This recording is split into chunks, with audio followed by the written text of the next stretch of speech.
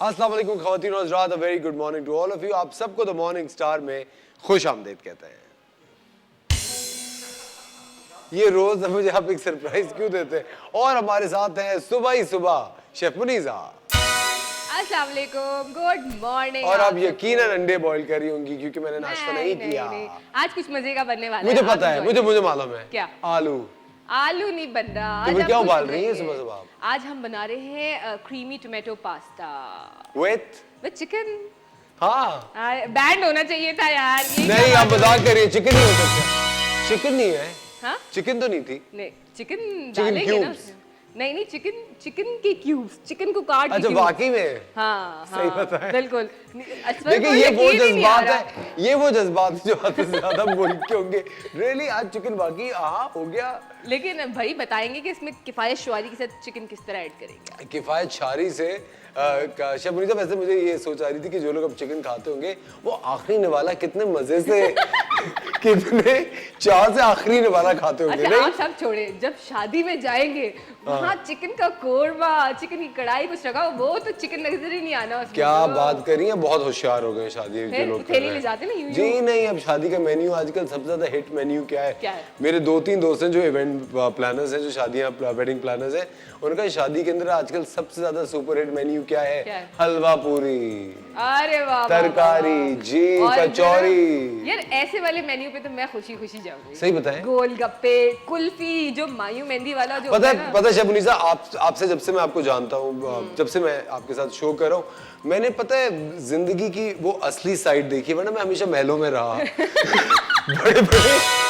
बड़े घरों में रहा। आपसे मिलने के बाद मुझे पता चला ये सारी। देखिए ये रियलिटी, और ज्यादातर लोग ना इसी हकीकत में जीते। अब आप प्रिंस वाले ख्वाबों में जी रहे हैं, वो अलग बात है। शेफ मुनीज़ा मजाक करो, मैं भी वही जी रहा हूँ। आपको पता है मैंने अपनी मायू में, मतलब जो मेरी मायू हुई थी, उसमें हमने वो जो रेडी वाले को बुलवाया था, उसके साथ कुल्फी, और मैं दुल्हन बन के खा रही थी मजे से। सही बताएं? और मैं 2-3 कुल्फियां खाई बड़े मजे से। मुझे बहुत पसंद है क्योंकि यूजुअली हम नहीं ले रहे होते ना जब जा रहे थे, लेकिन बचपन में हम लेते थे। और अगर आपको याद हो, एक वो कैंडी वाले आते थे बचपन में जो मोर बनाते थे कलरफुल से, वो कितना प्यारा होता था। अब तो वो मिलते ही नहीं। कैंडी फ्लॉस भी आता था ना, वो जो गुड़िया के बाल। कैंडी फ्लॉस तो अभी भी मिलता है, लेकिन वो एक अजीब सा होता था। उनके उसमें पूरा स्टिक होती थी, उसमें लपेटा हुआ होता था वो कैंडी, और उसमें कलरफुल से वो निकाल के मोर बनाते थे और डिफरेंट चीजें बनाते थे। हम इतने एक्साइटेड होते थे कि यार हमने तो ये बनवाया। वैसे कितनी अच्छी बात है माशाल्लाह शेफ मुनीज़ा, आपकी जो क्लास फेलो थी मोहतरमा फातिमा जना, उनका भी कितना नाम है इस मुल्क में। और आई एम प्राउड कि मेरी क्लास फेलो ऐसी थी। सोचे अब आप ये देखिए, मैंने कितनी डॉक्टर्स के पास गई हूँ, कितने लाखों लगाए कि मैं अभी तक अपने आप को प्रिजर्व करके रखा है मैंने।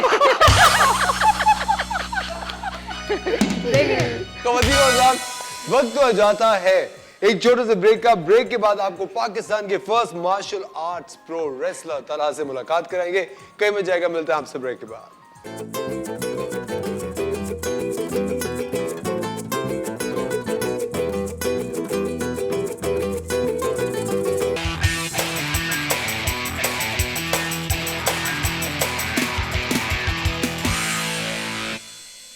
वेलकम बैक ख़वातीन और हज़रात, आप देख रहे हैं मॉर्निंग स्टार। एक बार फिर आपको शो में खुश आमदीद कहते हैं। आपकी मुलाकात कराते हैं पाकिस्तान के first martial arts pro wrestler Talha Ali से।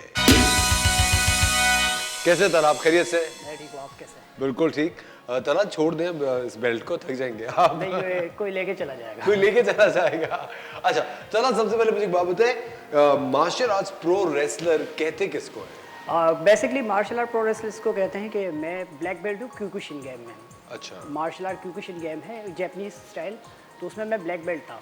इसके बाद मेरे रेसलिंग ट्रेनिंग ली, अब दोनों को मर्ज कर दिया, मिक्स कर दिया। अब मैं अपने मार्शल आर्ट स्टाइल में फाइट करता हूँ। अच्छा। तो इसलिए martial art pro wrestler, Pakistan की हिस्ट्री का first martial art pro wrestler.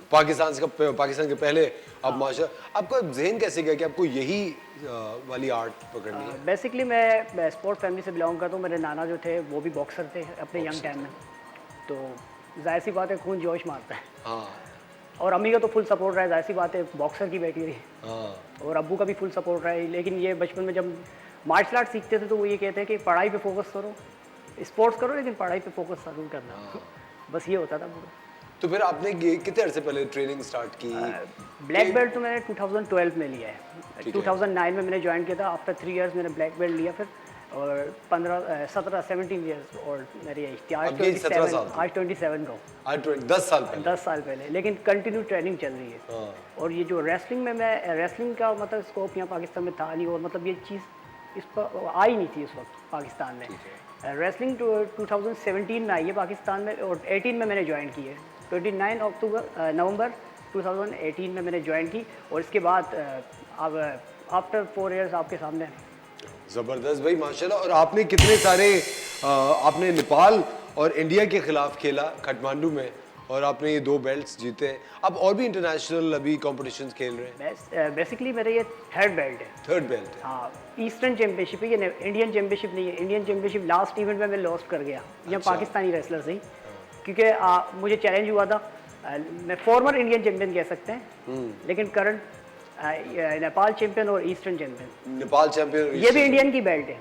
अच्छा। ये हमारे एक रेसलर गए थे जो रिसेंटली मतलब इंडिया गए थे बिफोर 1 ईयर, और तो उन्होंने ये इंडियन से ही जीती थी। मुझे एक बात बताया चला, जो हम रेसलिंग टेलीविजन पे देखते हैं बहुत सारे लोग कहते हैं फेक होती है, ये गलत, ये सही नहीं होती, क्या है इसमें सच्चाई? ये जो कहते हैं ना फेक है, वो अपनी लाइफ में कुछ अचीव नहीं कर पाते ना, उन्हें लगता है हर चीज़ फेक है। अगर आपको इतना ही फेक लगता है तो आप भी आ जाएं। अगर इतना फेक होता तो सारी पूरी दुनिया उस पर ही जाती, मतलब रेसलिंग पे आगे रेसलिंग कर रही होती। एग्जैक्टली, मतलब फेक नहीं है। फेक नहीं है, बिल्कुल सही है। अच्छा, कभी इंजरीज होती हैं, सीरियस इंजरीज होती हैं, शोल्डर डिसलोकेट हो जाना, नी डिसलोकेट हो जाना? मुझे तो रेसलिंग में कोई इंजरी नहीं हुई, अल्लाह का शुक्र है, कोई तो आप यंग भी सीरियस तो इंजरी नहीं हुई। लेकिन मार्शल आर्ट में बहुत हुई है, दोनों हाथ टूटे हैं। अच्छा, मार्शल आर्ट्स में ये कंपटीशन के अंदर ही? कंपटीशन। अच्छा, दोनों हाथ टूटे हैं, डैमेज है। तो सुने, तो घर वाले आपको कहते नहीं कि यार ये क्या तुमने पकड़ जब हम इंजर्ड होके आते थे तो अब्बू ही मसाज करते थे। अच्छा, और फिर कितना रिकवरी टाइम होता है इसका?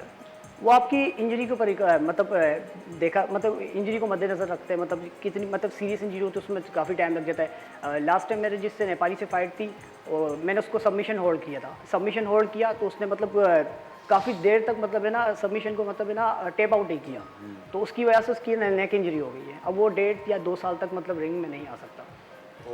जाहिर सी बात है, मैं तो अपनी जो ग्रिप को मजबूत रखूंगा, मुझे तो टाइटल चाहिए। वो मतलब छुड़वाने की कोशिश कर रहा था, मैंने और ग्रिप मजबूत की तो उसकी मतलब नेक में प्रॉब्लम हो गई, मतलब उसकी सर्जरी हुई थी यहाँ से।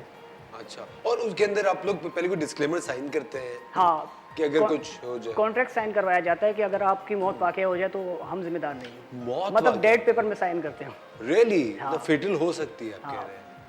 अच्छा, ये तो बड़ी खतरनाक चीज़ है। वैसे स्पोर्ट्स में मुझे कहा, मेरे ख्याल से कोई भी स्पोर्ट्स हो वो इस एक्सट्रीम पे तो नहीं होनी चाहिए। अपने घर वाले अभी तक सपोर्टिव हैं, उनको डर नहीं लगता कि यार हमारा बेटा है भाई, क्या पता खुदा ना। वो कहते हैं कि जिंदगी में तो अल्लाह के हाथ में, बस जो आपका शौक है पूरा करें। शौक है वो पूरा करते हैं।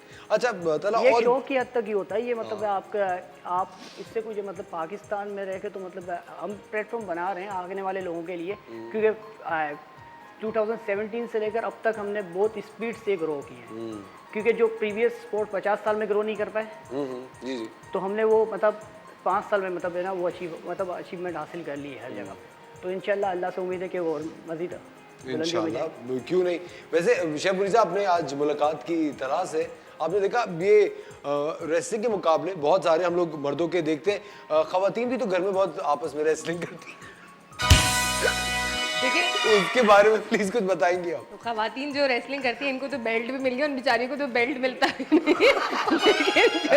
लेकिन जो माँ बच्चों के साथ रेसलिंग करती है उसमें माँ के पास तो बेल्ट होता है। वो तो भाई मत पूछे क्या क्या होता है, वो तो अब मैं यहाँ बताने बैठूंगी लिस्ट के कितना कुछ खाया हुआ है पिछले सालों में, तो वो तो पूरी रात हो जाएगी। मजे की बात ये कि यार जब हम छोटे थे तो हम देखते थे, रेसलिंग देखते थे, ठीक है, और मैं और मेरा भाई हम लोग लिटरली वो रेप्लिकेट करते थे और हम उस तरीके से लड़ते थे, कूदते थे, एक दूसरे को मारते थे। तो ये एक ड्रॉबैक होता है उसमें, जो है ना एक बेचारा जो बच्चा कमजोर होता है ना वो पिटता ज्यादा है। वैसे एक बात मुझे तला बताए, जितने भी रेसलर्स हम देखते हैं वो तो थोड़े डबल साइज के, थोड़े हैवी होते हैं। आजकल रेसलिंग है ना एडवांस होती जा रही है। आजकल आप देखेंगे पुराने रेसलर्स के हल्क होगन, कर्ट एंगल वगैरह, वो जितने हैवी हुआ करते थे, आजकल के रेसलर कमजोर होते जा रहे हैं, मतलब अपने आप को फिट रख रहे हैं। वो स्टेरॉइड्स थी, ठीक है, वो स्टेरॉइड्स लेके आपको पता है कितनी हैवी बॉडी बगैर स्टेरॉइड्स के नहीं बन सकती। और स्टेरॉइड्स आपको पता है आगे जाके साइड इफेक्ट देता है। हम स्टेरॉइड्स यूज़ नहीं करते। मैं बेसिकली मार्शल आर्टिस्ट हूँ, मुझे बॉडी की नीड ही नहीं है। मैं अपनी टेक्निक से फाइट करता हूँ। और आपने देखा कि ब्रूस ली का वेट कितना था? 47। हाँ, ब्रूस ली तो बहुत 47, 48। मेरा 65 वेट है। ब्रूस ली तो हैवी। ठीक है, एग्जैक्टली। अब मुस्तकबिल क्या देखते हैं रेसलिंग का पाकिस्तान? इंशाल्लाह अल्लाह से उम्मीद है कि मतलब ये अच्छा ही मुस्तकबिल है, क्योंकि आज तक हमने जो 5 साल में आपको कह रहा था ना, मैं लास्ट टाइम जो हमने 5 साल में ग्रो किया है, 50 साल में जो प्रीवियस स्पोर्ट्स ग्रो नहीं कर पाए। तो आपके सामने रिजल्ट है कि इंशाल्लाह आने वाले 10 सालों में तो मजीद आगे पहुंच जाएंगे, मजीद आगे बढ़ेगा। अभी अब कौन से कंपटीशन की तैयारी कर रहे हैं? आगे मैं नेपाल जा रहा हूँ, नेपाल चैंपियनशिप को डिफेंड करने, और ये इंडियन से डिफेंड करने जानी है। 4 मार्च को मेरी फ़्लाइट है। इंशाल्लाह आप दुआएं करें कि मतलब विनिंग हो। नहीं भाई, हम आपको बेस्ट ऑफ लक विश करते हैं, और हमारी दुआ इस तरह की बहुत सारी और बेल्टें जीत कर रहे हैं और अब पाकिस्तान का ऐसे ही नाम रोशन करते रहे तला। और एक चीज़ और, मैं हमेशा हर किसी से यही कहता हूँ कि आप जो भी काम कर रहे हो, कोई स्पोर्ट्स हो, कोई भी आपका प्रोफेशन हो, कुछ भी हो, उसे अगर आप दिल लगा के काम करते हैं और आपको जुनून अपनी फील्ड में एक्सेल करने का होता है, तो कामयाबी आपके पीछे भाग रही होती है तेजी। हम आपको तला की कोई तस्वीरें दिखाते हैं और फिर ब्रेक पे जाएंगे। प्लीज़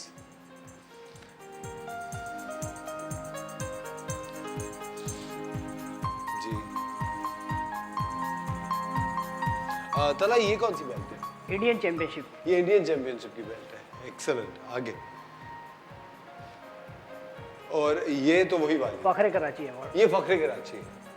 फखरे कराची ने भी तला को अवार्ड दिया था, और अभी तला नॉमिनेट है तुमसे है पाकिस्तान अवार्ड्स में भी, जो कि भाई दुआ है कि इंशाल्लाह जरूर जीते।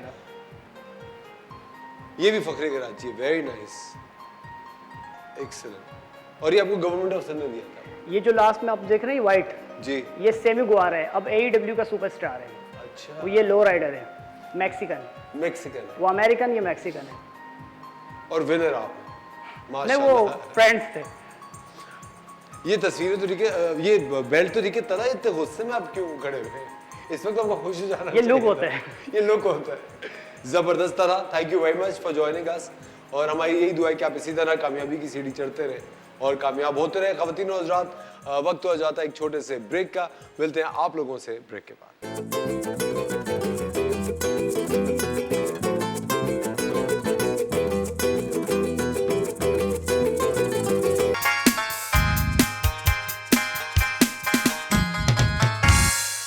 वेलकम बैक ख़वातीन और हज़रात, आप देख रहे हैं द मॉर्निंग स्टार। एक बार फिर आपको शो में खुशामदीद कहते हैं। मोटापा एक बहुत ही बड़ी बीमारी कंसिडर की जाती है। अगर मोटापा होगा तो वो कई सारी बीमारियों को जन्म देगा। आप बहुत ज़्यादा अपना सेल्फ कॉन्शियस हो जाते हैं, आपका कॉन्फिडेंस लूज होता है, आप अच्छा महसूस नहीं करते, और आप देख भी रहे होते हैं कि आप पे कोई भी कपड़ा अच्छा नहीं लग रहा होता। बहुत सारे लोग कहते हैं कि बॉडी शेमिंग नहीं करनी चाहिए, अगर कोई मोटा हो तो उसका मजाक नहीं उड़ाना चाहिए, क्योंकि जो लोग ओवरवेट होते हैं वो लोग बहुत ज़्यादा सेंसिटिव हो जाते हैं अपनी बॉडी इमेज को लेके। तो क्यों ना हम इस प्रॉब्लम को टारगेट करके इसको जड़ से मिटाएं। हम क्यों ना अपनी आदतों पे, अपने खानों पे, अपना जो चटोरापन है उस पर थोड़ा सा कंट्रोल करें, ताकि हमारी जो बॉडीज़ हैं वो हेल्दी रहें, हम बेहतर महसूस करें, एक अच्छा लाइफस्टाइल गुजारें और बीमारियों से दूर रहें, क्योंकि मोटापा लाख बीमारियां लेकर आता है। ये सदियों से चली हुई कहावत है, और इस बारे में आज रोशनी डालेंगी और आप लोगों से खास तौर पर बात करेंगी हम सबकी फेवरेट डॉक्टर बिल्किस। सलाम डॉक्टर साहब। वालेकुम अस्सलाम। गुड मॉर्निंग, कैसी हैं आप? खैरियत से? अल्हम्दुलिल्लाह ठीक ठाक। डॉक्टर साहब, ये जो मोटापा है ये एक आपको पता है बहुत बड़ी बीमारी कंसिडर किया जाता है ऑल ओवर द वर्ल्ड। मैं शुरू में सबसे पहले ये बात करूंगा कि बच्चों में ओबेसिटी बहुत ज़्यादा आजकल के पिछले 5-6 सालों में देखी जा रही है, वेस्ट में भी और अब यहाँ ईस्ट में भी। बहुत सारे लोग कहते हैं डॉक्टर साहब कि इस ये जो फास्ट फूड का इन्फ्लक्स है, जो आप बच्चों से जान छुड़ाने के लिए 2 बर्गर लेके दे दिए या नगेट्स लेके दे दिए, तो बच्चे उस पर जो पल रहे होते हैं उनके ऊपर ये ज़्यादा असरअंदाज होती है। क्या कहेंगे? बिल्कुल, देखिए जंक्स, अच्छा उसके साथ फ्रिजी ड्रिंक्स दे देते हैं, उनका जो कॉम्बो है ना उनको फिर ओबीस कर रहा है। तो फिर जब ओबेसिटी आ रही है तो बहुत सारी बीमारियां साथ ला रही हैं। हम बहुत पहले कम सुनते थे कि बच्चों में वो बीमारियां, थायराइड तो चले फिर भी हो जाता है, लेकिन आगे जाके कैंसर पेशेंट भी बच्चों में ज़्यादा हो गया है। जो बच्चे मोटे होते हैं? नहीं, मोटापे की वजह से नहीं, लेकिन बीमारियों की अगर हम बात करते हैं मोटापे की वजह से, तो देखिए मेरे पास ऐसे रिपोर्ट हुए हैं कि हार्ट फेलियर बच्चों में, टीनेजर्स में, आप सोचे कोई कह सकता है? तो ओबेसिटी की वजह से ये तो हो सकता है। ठीक है, एकदम से हरकत दिल बंद हो जाना, बिल्कुल, हार्ट अटैक हो जाना। हार्ट अटैक का देखिए क्या हम क्या तस्वीर करते थे कि कोई एज होगी उसमें जाके हार्ट अटैक, दिल के दौरा पड़ जाना, लेकिन अब बच्चों में भी आ गया, चाहे इसका रेशियो अभी कम है। मुझे टीनेजर्स डॉक्टर बल्कि मुझे एक बात बताएं, मुझे ऐसा लगता है चूंकि बच्चों के ऊपर एक तो तालीम का बहुत प्रेशर है, फिर फैमिली का बहुत प्रेशर है, और उसके ऊपर से डाइट उनकी तबाह आपने कर दी है, तो मेरे ख्याल से 3-4 चीजें मिलके दिल पे असरअंदाज हो जाती होंगी। ये आपकी बात बिल्कुल सही। देखिए तालीम का प्रेशर क्या आप पर नहीं था? चला आप तो इतने आपका वो नहीं है, जैसे हमारे ज़माने में नहीं था। हमारे इस ज़माने में तो ऐसा होता था कि तालीम भी हासिल करना है, घर के काम भी करने हैं। आजकल के बच्चे कोई उठ के पानी नहीं पीते हैं। वो तो अगर तालीम हासिल करें तो वो ये कहते हैं कि भाई बस हमारा यही काम है। लेजीनेस, एक्टिव नहीं है, जो क्योंकि जो ग़िज़ाएँ हैं वो हमारे दिमाग के लिए, दिल के लिए अच्छी नहीं है। तो जो हम खा रहे हैं, जो बच्चों को खिला रहे हैं, जो जान छोड़ा, अब तो 2 साल का बच्चा जो है वो खाना नहीं खाता जब तक उसको मोबाइल नहीं दो, तो उसके कौन से हार्मोन्स की क्या क्या चीज़ें सिक्रीट हो रही हैं। जब हम खाना खाते हैं तो उसको हज़म करने के लिए चीज़ें, एंजाइम्स आ रहे होते हैं ना। जब उसका ब्रेन कहीं और लगा हुआ है, वो एक्ट कुछ और कर रहा है, तो उसके साथ होगा क्या? पहले तो ये होता था कि हम लोग फोकस करके खाना खा रहे हैं। जी बिल्कुल। अब हम लोग कुछ काम करते हुए खा रहे होते हैं, तो आप सही कह रही हैं। चलते ब्रेन तो कहीं और है, बॉडी कुछ और कर रही है। बिल्कुल, ब्रेन कहीं और है, बॉडी कहीं और है, और खाने के आदाब भूल चुके हैं। हमारे ये सोशल गैदरिंग बन गई है खाना। खाने पे हम अपने सोशल इश्यूज़ को डिस्कस करते हैं। हम जो है मतलब कि वो जो ख़वातीन होती हैं, फिर वो किसी ने कुछ कर दिया, क्या ख़ानदानी मसाइल डिस्कस हो रहे होते हैं। आप बिल्कुल बिल्कुल ठीक कह रही हैं। ये जो होता है ना कि दिमाग कहीं और है, और देखिए ये लाइव हम आपको दिखा रहे हैं कि शेफ मुनीज़ा इस तरह फ़ोन पे मसरूफ़ है कि दिमाग कहीं और है और काम कोई और कर रही है। ये देखिए हम आपको लाइव ये चीज़ें दिखाते रहते हैं। डॉक्टर साहब ने बिल्कुल सही बात की कि हमारा अब दिमाग कहीं और होता है, काम कुछ करने हैं, लगे हुए कहीं और है। हमें मोबाइल से जान छुड़ानी चाहिए। और एक ब्रेक लेते हैं, मिलते हैं आपसे ब्रेक के बाद।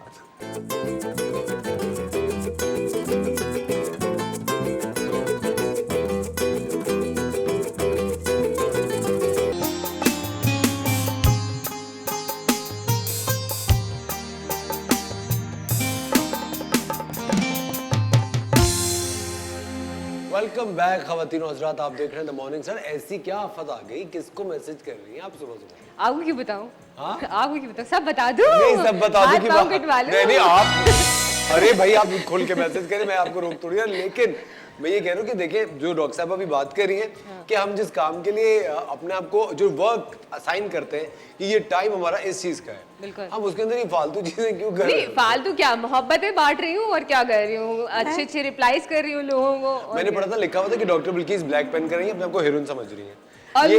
ये मैसेज देख रही थी। जिंदगी में नहीं समझा। नहीं, मैंने कहा मैं ब्लैक पेन गई हूँ, मैं अपने आप को हीरोइन समझ रही हूँ, अपने आप को बोल रही हूँ। अच्छा डॉक्टर बिल्किस, आपके लिए एक कॉलर है, उनसे बात करते हैं। हेलो जी, अस्सलाम वालेकुम मिसेस शाहिद जी। अस्सलाम वालेकुम मिसेस शाहिद फ्रॉम लाहौर। वालेकुम अस्सलाम जी, क्या सवाल है आपका? जी सबसे पहले तो मैं आपकी बहुत बड़ी फैन हूँ sir. Thank you Mrs Shahid, बहुत बहुत शुक्रिया, थैंक यू सो मच। अच्छा, तो क्वेश्चन मेरा ये है कि ना मैं 23 इयर्स की हूँ, लेकिन ना मैं जितनी मर्जी डाइट कर लूँ या कुछ भी कर लूँ, लेकिन जो मेरा पेट है ना समझ मतलब वो बिल्कुल बाहर आ जाता है। पेट बाहर आ जाता है। अच्छा। और थाइज भी बहुत ज्यादा मतलब हैवी हो जाती है, मतलब मोटी हो जाती हैं। बाकी पूरा वेट सही होता है, लेकिन सिर्फ ये पेट और थाइज, इनकी प्रॉब्लम है। अच्छा मिस शाहिद, आपकी क्या एज है? How old are you? मैं 25। 25। अच्छा, मैरिड है अनमैरिड है? नहीं, अनमैरिड। अनमैरिड। अच्छा, आपके मतलब कि फैमिली की है, फैमिली हिस्ट्री की पेयर शेप बॉडी है? नहीं, नहीं, किसी की भी इतनी नहीं है। अच्छा, आप एक्सरसाइज कौन सी करती हैं? मैं सबसे पहले मॉर्निंग में उठकर सबसे पहले एक्सरसाइज ही करती हूँ। पहले जॉग करती हूँ, जॉगिंग पे जाती हूँ और देन एक्सरसाइज करती हूँ। अच्छा, और फिर वो खाती क्या है? लेग्स की भी होती हैं और मतलब पेट बेली वगैरह की भी होती है और लेग्स की भी होती है। अच्छा अच्छा, मैं बता देती हूँ। ठीक है, बहुत शुक्रिया मिस शाहिद कॉल करने के लिए। मिसेस शाहिद, ये सानिया थी मिसेस शाहिद की बेटी जो अच्छा। बात कह रही थी जी। अच्छा बेटा, सबसे पहले एक बात याद रखना कि गिव अप नहीं करना और एक्सरसाइज छोड़ना नहीं है। अच्छा, एक एक्सरसाइज ये होती है कि यहाँ पे योगा वाले आपको बताएंगे, बस स्पेशली पेट की होती है कि पेट का ना कोर बनाना होता है, जैसे एक लाइन होती है वो आनी चाहिए। उसके लिए डीप ब्रीथ एक्सरसाइज करके ना पेट को कस के खींचना होता है और ये आप 100 टाइम्स 200 टाइम्स कीजिए। वर्टिबल कॉलम सीधी होनी चाहिए और जो थाइस का जो थाई पे जो आपका फैट है उसके लिए पेंडोलम, जैसे घड़ी का पेंडोलम होता है ना, जैसे ऐसे स्ट्रेट पीछे आगे, ये एक्सरसाइज आपको करनी है। मैं आपको चीज़ें बता रही हूँ। और आपने लगाने के लिए क्या करना है, कॉफ़ी लेना है 1 चम्मच और 1 चम्मच सरसों का तेल। कॉफ़ी सरसों के तेल में हल नहीं होगा, आपने कॉफ़ी को थोड़ा सा पानी के साथ मिक्स करके सरसों के तेल में मिक्स कर लेना है। पहले 1 चम्मच कॉफ़ी, 1 चम्मच पानी या 2 चम्मच पानी, उसमें 1 से 2 चम्मच सरसों का तेल, फिर अच्छी तरीके से ये लगाकर फिर आप वॉक पर जाएं और यही चीज़ आप पेट पर भी लगाएं। तो इससे इंशाल्लाह आपके जो टारगेटेड एरियाज़ है, या किसी का अगर यहाँ पर ये वाला पार्ट जो है वो बहुत ज़्यादा हैवी होता है, आप यहाँ भी लगा सकते हैं। उसके बाद आप एक्सरसाइज करें तो ये जो है आपके फैट को जल्दी बर्न आउट करने में आपकी मदद करेगा। जबरदस्त। आई होप सानिया आपको जवाब मिल गया। डॉक्टर बिल्किस, जो मोटापा जनरली खवातीन को प्रेगनेंसी के बाद हो जाता है, उसके बाद एक तो उनका एक पोस्ट नेटल डिप्रेशन में भी वो गए हुए होते हैं, तो वो फिर रहता ही है देर तक। फिर वो एक यूजुअली जो हमें सवाल आते हैं, 3 सवाल ऐसे हैं जो कि आप सोचिए शेफ मुनीजा, एक केपीके से खातून ने पूछा हुआ है, वही सवाल कराची की खातून है। मतलब इतने फ़र्क से, और सवाल क्या है कि बच्चे होने के बाद वेट बढ़ ही गया। वो उनको लगता है कि जो इंजेक्शन लगता है पेन किलर का वाइल प्रेगनेंसी, उसकी वजह से वजन बढ़ता है। नहीं, उसकी वजह से आपकी कमर में दर्द हो सकता है अगर इंजेक्ट सही नहीं किया गया हो, या एपिड्यूरल जो, हाँ एपिड्यूरल, वो हो सकता है कि कमर के दर्द का बायस हो। ऑल्दो के एलोपैथिक जो डॉक्टर्स हैं इसको डिनाई करते हैं, लेकिन नेचुरोपैथी में हमारे पास ऐसे लोग आते हैं कि उनके कमर में दर्द हो। लेकिन मोटापा, मैं माँओं से सिर्फ एक बात कहती हूँ कि आपके पाँव के नीचे अल्लाह गफूर रहीम ने जन्नत दी है, क्योंकि हम बहुत ज़्यादा कुर्बानियाँ देते हैं, जिसमें अपनी ब्यूटी की भी कुर्बानी है। आप है क्या, जो 40 दिन का अरसा है ना, नेचुरोपैथी में कहते हैं कि उसमें आपने शुगर नहीं लेना, उसमें आपने घी तेल नहीं लेना, जबकि हमारी सकाफ़तों में है कि फ़ौरन जो है ना देसी घी में चीज़ें बना बना के बुना कर ये सारी चीज़ें जो दी जाती हैं, उससे क्या होता है कि जो आपका फैट जो है ना, स्टबन फैट जो रह जाता है, वो पहले बच्चे में थोड़ा सा, दूसरे बच्चे में थोड़ा बहुत, फिर आगे आगे वो रह जाता है। डे 1 से आपने अपनी क्योर करनी है। एक मैं नुस्खा बताती हूँ, बहुत फ़र्क पड़ता है, कि दांत भींच के पानी पीना है। इसकी कोई साइंटिफिक एविडेंस नहीं है, लेकिन मेरी एक सिंधी फ्रेंड है, उसने मुझे बताया था, और वाकई मैंने जब भी बताया बहुत फ़र्क पड़ा है। और वो पानी कैसे होना चाहिए, 1 चम्मच जौ हो 1.5 लीटर पानी में, 1 चम्मच सौंफ हो, 1/4 टीस्पून अजवाइन हो, इसको हल्का सा उबाला दे दें और ये पानी अपने साइड पर भर कर रख लें। उसके बाद चाहे ऑपरेशन हुआ हो, चाहे वैसे ही नॉर्मल डिलीवरी हो, दुपट्टे से, मलमल के दुपट्टे से पेट को बांध लें। ये करना पड़ेगा, तो आप देखेंगे कि आपकी चीज़ें अपनी जगह पर आ जाएंगी। जो एकदम अजीब सा फैट की वजह से जो आपका पेट लटक भी जाता है, उसमें भी फ़र्क पड़ेगा। आपने ये जो पानी पीना है वो पीना कैसे, आपने सिप सिप पानी पीना और दांत भींच के पीना है, यानी कि दांत बंद हो। तो इस तरह आप पानी पिए, देखिए आपको बहुत फ़र्क पड़ेगा। लेकिन 3 महीने बाद नहीं जागे कि अरे 3 महीने बाद, 4 महीने बाद, फिर नहीं जाएगा।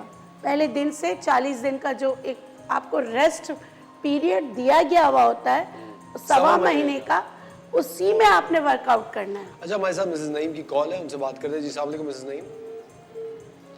और कॉल ड्रॉप हो गई है जी। अच्छा, मेरा एक क्वेश्चन है मैं बहुत सारी ख़वातीन को इस तरह जानती हूँ जिनके मिसकैरेजेस हो जाते हैं और फिर उसके बाद उनका वेट जो है ना बहुत स्पीड से बढ़ना शुरू हो जाता है, तो उसका क्या रीज़न अच्छा होता है? डॉक्टर साहब उसी सवाल में एडिशन करो, स्ट्रेस ईटिंग भी तो कुछ होती है, लोग डिप्रेशन में और एंजाइटी में भी बिल्कुल, जैसे आपने प्रेगनेंसी की बात की, स्ट्रेस की बात की, प्रेगनेंसी के बाद एक तो आपकी बॉडी चेंजेस हो जाती हैं जिसको आप एक्सेप्ट ख़वातीन नहीं कर रही होती हैं, तो अपना सारा प्यार जो है ना अपने बच्चे पे और खाने पे निकालती हैं, जिसकी वजह से भी मोटापा आता है। उस वक्त मैं कहती हूँ कि एक फैमिली जो है उसको रियल फैमिली बनना चाहिए, क्योंकि बाज़ औक़ात हस्बैंड ये कहते हैं कि जब बच्चा रो रहा होता है इसको लेके बाहर चल जाओ, सुबह मुझे जॉब पे जाना है। ये वाली जो चीज़ें, जो वाले जुमले होते हैं ना, इससे भी जो है ना डिप्रेशन बढ़ जाता है। और जैसे आपने बात की कि मिसकैरेजेस, तो मैं हमेशा कहती हूँ नेचुरोपैथी में हमें ये सिखाया गया है, मिसकैरेजेस का मतलब है कि बॉडी को इतना ट्रॉमा होता है कि जैसे 2 बच्चों की पैदाइश, एक नहीं 2 बच्चों की पैदाइश। तो आप सोचें, इस वजह से जो है ना वो ओबेसिटी रह जाती है। आज मैं आपको एक बहुत ज़बरदस्त माओ के लिए जो आफ्टर प्रेगनेंसी एक ज़बरदस्त ड्रिंक बनाना बता रही हूँ, हर्बल टी, वो ज़रूर पीजिएगा। उससे अगर आप नर्सिंग मदर है, फीडिंग मदर है, अपने बच्चे को फीड करा रही हैं, तो उसकी सेहत अच्छी हो जाएगी और आपके जो स्टबन फैट्स हैं, जो आपके प्रॉब्लम्स हैं, वो हल हो जाएंगे। एक चीज़ और, गायनाकोलॉजिस्ट जो आपसे कहते हैं कि 6 मंथ की जो मेडिसिन है बाद में भी खानी है, आप लोग नहीं खाते, वो भी एक वजह होती है। मल्टीविटामिन ना खाने से भी जो है ओबेसिटी होती है, क्योंकि विटामिन D3, बी कॉम्प्लेक्स की रेंज आपने खानी है, वो आपको मोटा नहीं करेगा।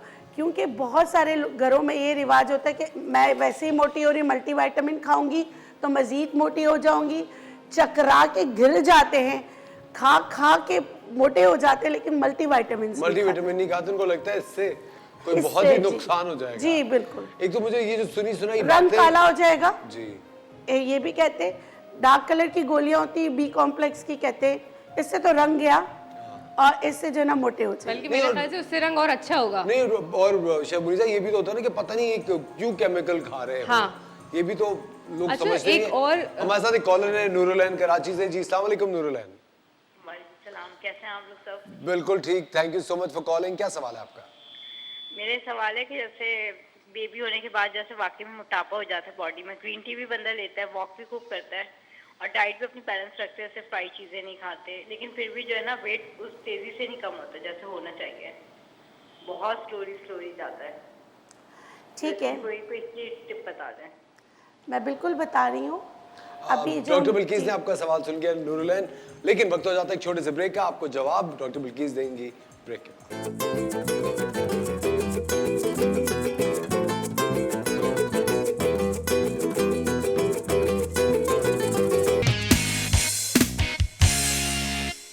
वेलकम बैक खवातीन और हज़रात, आप देख रहे हैं मॉर्निंग स्टार। एक बार फिर आपको शो में खुशामदीद कहते हैं। जी डॉक्टर बिल्किस, नूरुलैन ने सवाल पूछा था आपसे। जी नूरुलैन, जो नर्सिंग मदर्स होती हैं ना, जो फीड कराती हैं, वो कम मोटापे का शिकार होती हैं अगर वो अपनी ग़िज़ा पर कंट्रोल रखें।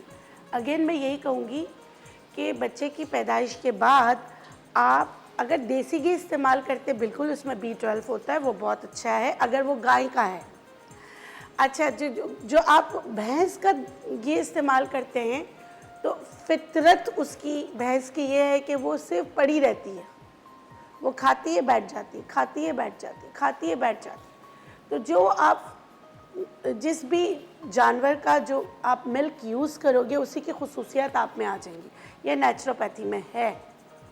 और ऐसा क्योंकि आजकल मोटापा बच्चों में, हम बड़ों में जो बात करें, क्योंकि हमारे यहाँ ज़्यादा मिल्क जो घरों में इस्तेमाल होता है वो भैंस का होता है और भैंस का ही देसी घी इस्तेमाल करते हैं। हम जाते हैं बड़े बड़े स्टोर पे देसी घी लेने के लिए, और देसी घी का तरीका भी गलत होता है। देसी घी हमेशा दही की बलाई से निकलता है, हम घर में बलाइयाँ जमा कर कर के निकाल लेते हैं, है ना। तो बहुत सारी चीज़ें हमें बदलना होगा, बहुत सारी चीज़ों को।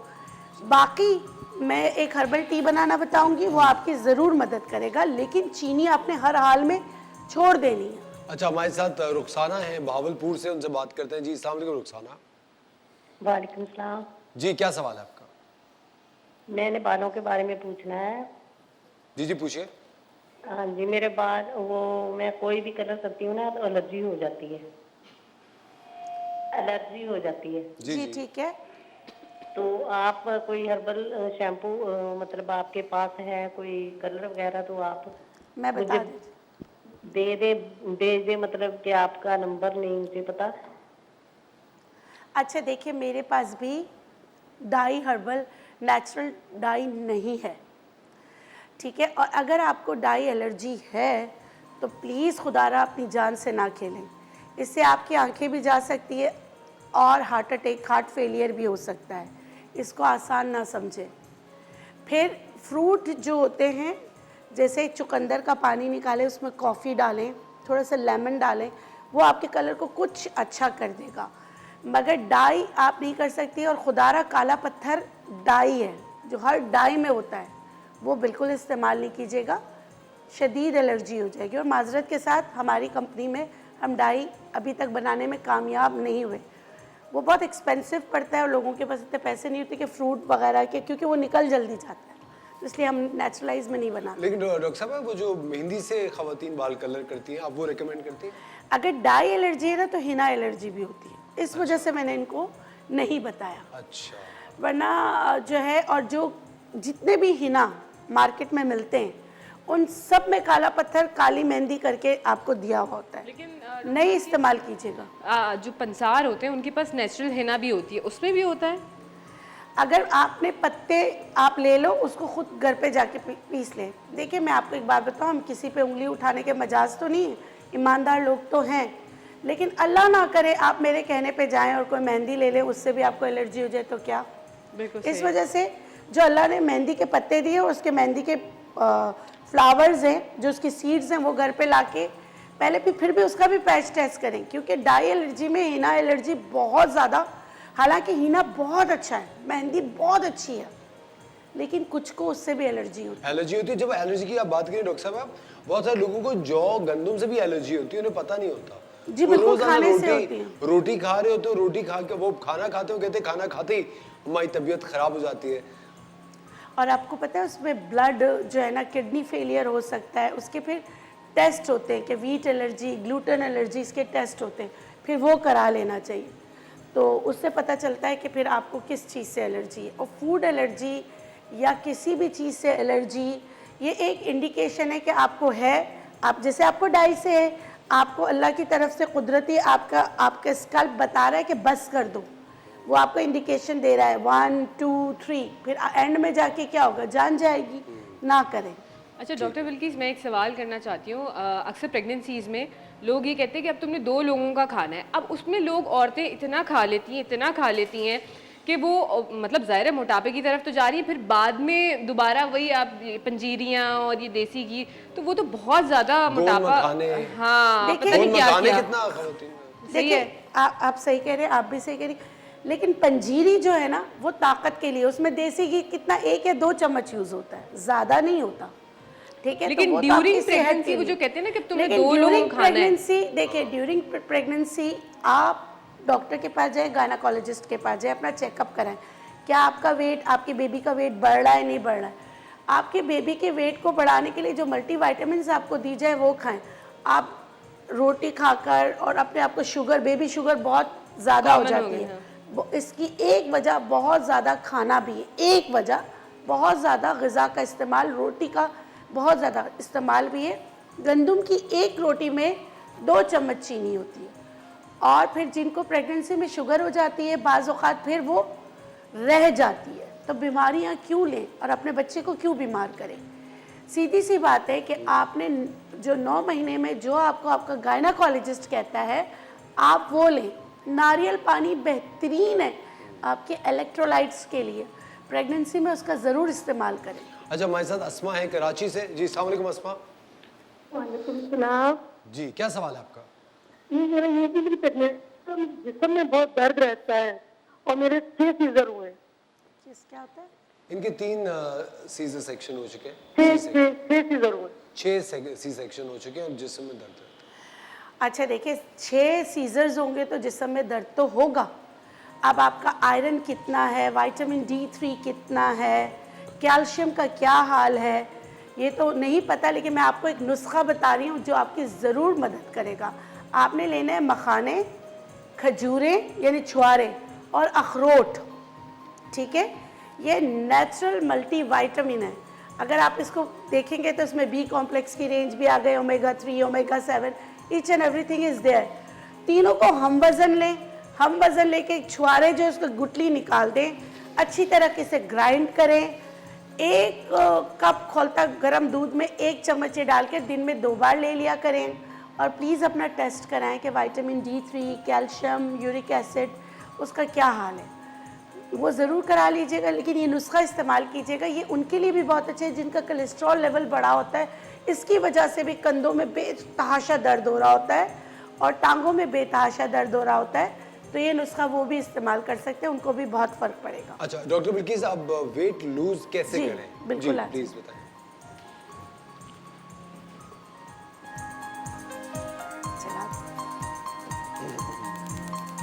अगर इंग्रेडिएंट्स आपके पूरे वहाँ शेफ मुनीसा खाना गई हो, कल तो आप खा गई थी जब हाँ आपको बिल्कुल। अब इनकी हर्ब्स भी मैं चेक करी थी, बड़ी मज़े की थी, मैंने कहा ये भी खा लूँ आज। कप है, कप इसमें निकालूं। अच्छा देखिए, मैं आपको बता रही हूँ जो चीज़ें इंग्रेडिएंट्स आप यूज़ करेंगे आफ्टर प्रेगनेंसी का बता रही हूँ। लेमन ग्रास, ठीक है, ये देखिए लेमन ग्रास यहाँ है। अच्छा उसके अलावा दूसरी चीज़ सेना लीव्स, क्योंकि कॉन्स्टिपेशन बहुत हो जाता है तो सेना लीव्स उसके लिए बहुत अच्छा है। ये एक कॉम्बिनेशन है। डॉक्टर बिल्किस, सेना लीव्स को उर्दू में क्या कहते हैं? सना के पत्ते। सना के पत्ते। ये ऐसा अल्लाह ने बनाया, सब में इसका एक ही नाम है। कल हमने शबनम ड्रिंक पिया था, आज सना के पत्ते। ठीक है। अच्छा तीसरी चीज यहाँ पर है थाइम। हाँ थाइम, ठीक है, ये देखें आप, इसका रेशो मैं आपको बता देती हूँ जिस तरह मैंने यहाँ रखा है। अगर आपने जो है इसको लिया है 20 ग्राम्स, तो आप 10 ग्राम्स ये लेंगे और 5 ग्राम्स सना के पत्ते लेंगे। इसको मिक्स कर लेंगे, मिक्स करके इसकी ये शक्ल आ जाएगी। उसके बाद आपने क्या करना है, पहले जब आप पानी को खौलाएंगे तो उसमें लेमन ग्रास पहले डालेंगे। 1 से 2 टुकड़े डाल दिए, 1 पत्ता मैंने या 2 पत्ते जो है मैंने डाल दिए सना के। और उसके बाद मैं इसमें इस तरह 1 बड़ा चम्मच थाइम डाल रही हूँ, ठीक है। फिर इसको हम अच्छी तरीके से मिक्स कर लेंगे। थाइम सबसे लास्ट में डालेंगे। और थाइम को उर्दू में क्या कहते हैं? ये भी पंचार से मिल जाएगा या ये वो जो हम एक्चुअली थाइम जो स्टोर से लेते थाइम हैं? तो उसकी बोतल पे भी थाइम ही हाँ लिखा है। वो वही वाला थाइम ना, क्योंकि ये मुझे थोड़ा डिफरेंट लग रहा था। आई थिंक थाई हर्ब है ना थाइम। हाँ नहीं, थाइम से थाइमोल निकलता है, ये हमारे नॉर्दर्न एरिया में बहुत होता है। ठीक है। हाँ, तो ये आप जब भी नॉर्दर्न एरिया वगैरह जाएं, तो अगर गिलगित वगैरह साइड पे जाएं तो तुम्बुरु कहते हैं, और अगर चित्राल वगैरह जाएं तो उसको सीयू कहते हैं। अच्छा। तो ये आप वहाँ पे आपको मिल जाएगा। और इतना ऑर्गेनिक होता है क्योंकि ये जिस जगह पे होता है तो हम इसे कहते हैं परियों की चाय। अच्छा। इतनी खूबसूरत जगह पे इसकी इतनी भीनी खुशबू आ रही होती है कि आपका दिल ही नहीं चाहता उस जगह से आप जाए, क्योंकि जब बर्फ पिघलती है उसके बाद इसके ये निकलता है। तो और वक्त हो जाता है एक छोटे से ब्रेक का, मिलते हैं आप लोगों से ब्रेक के बाद।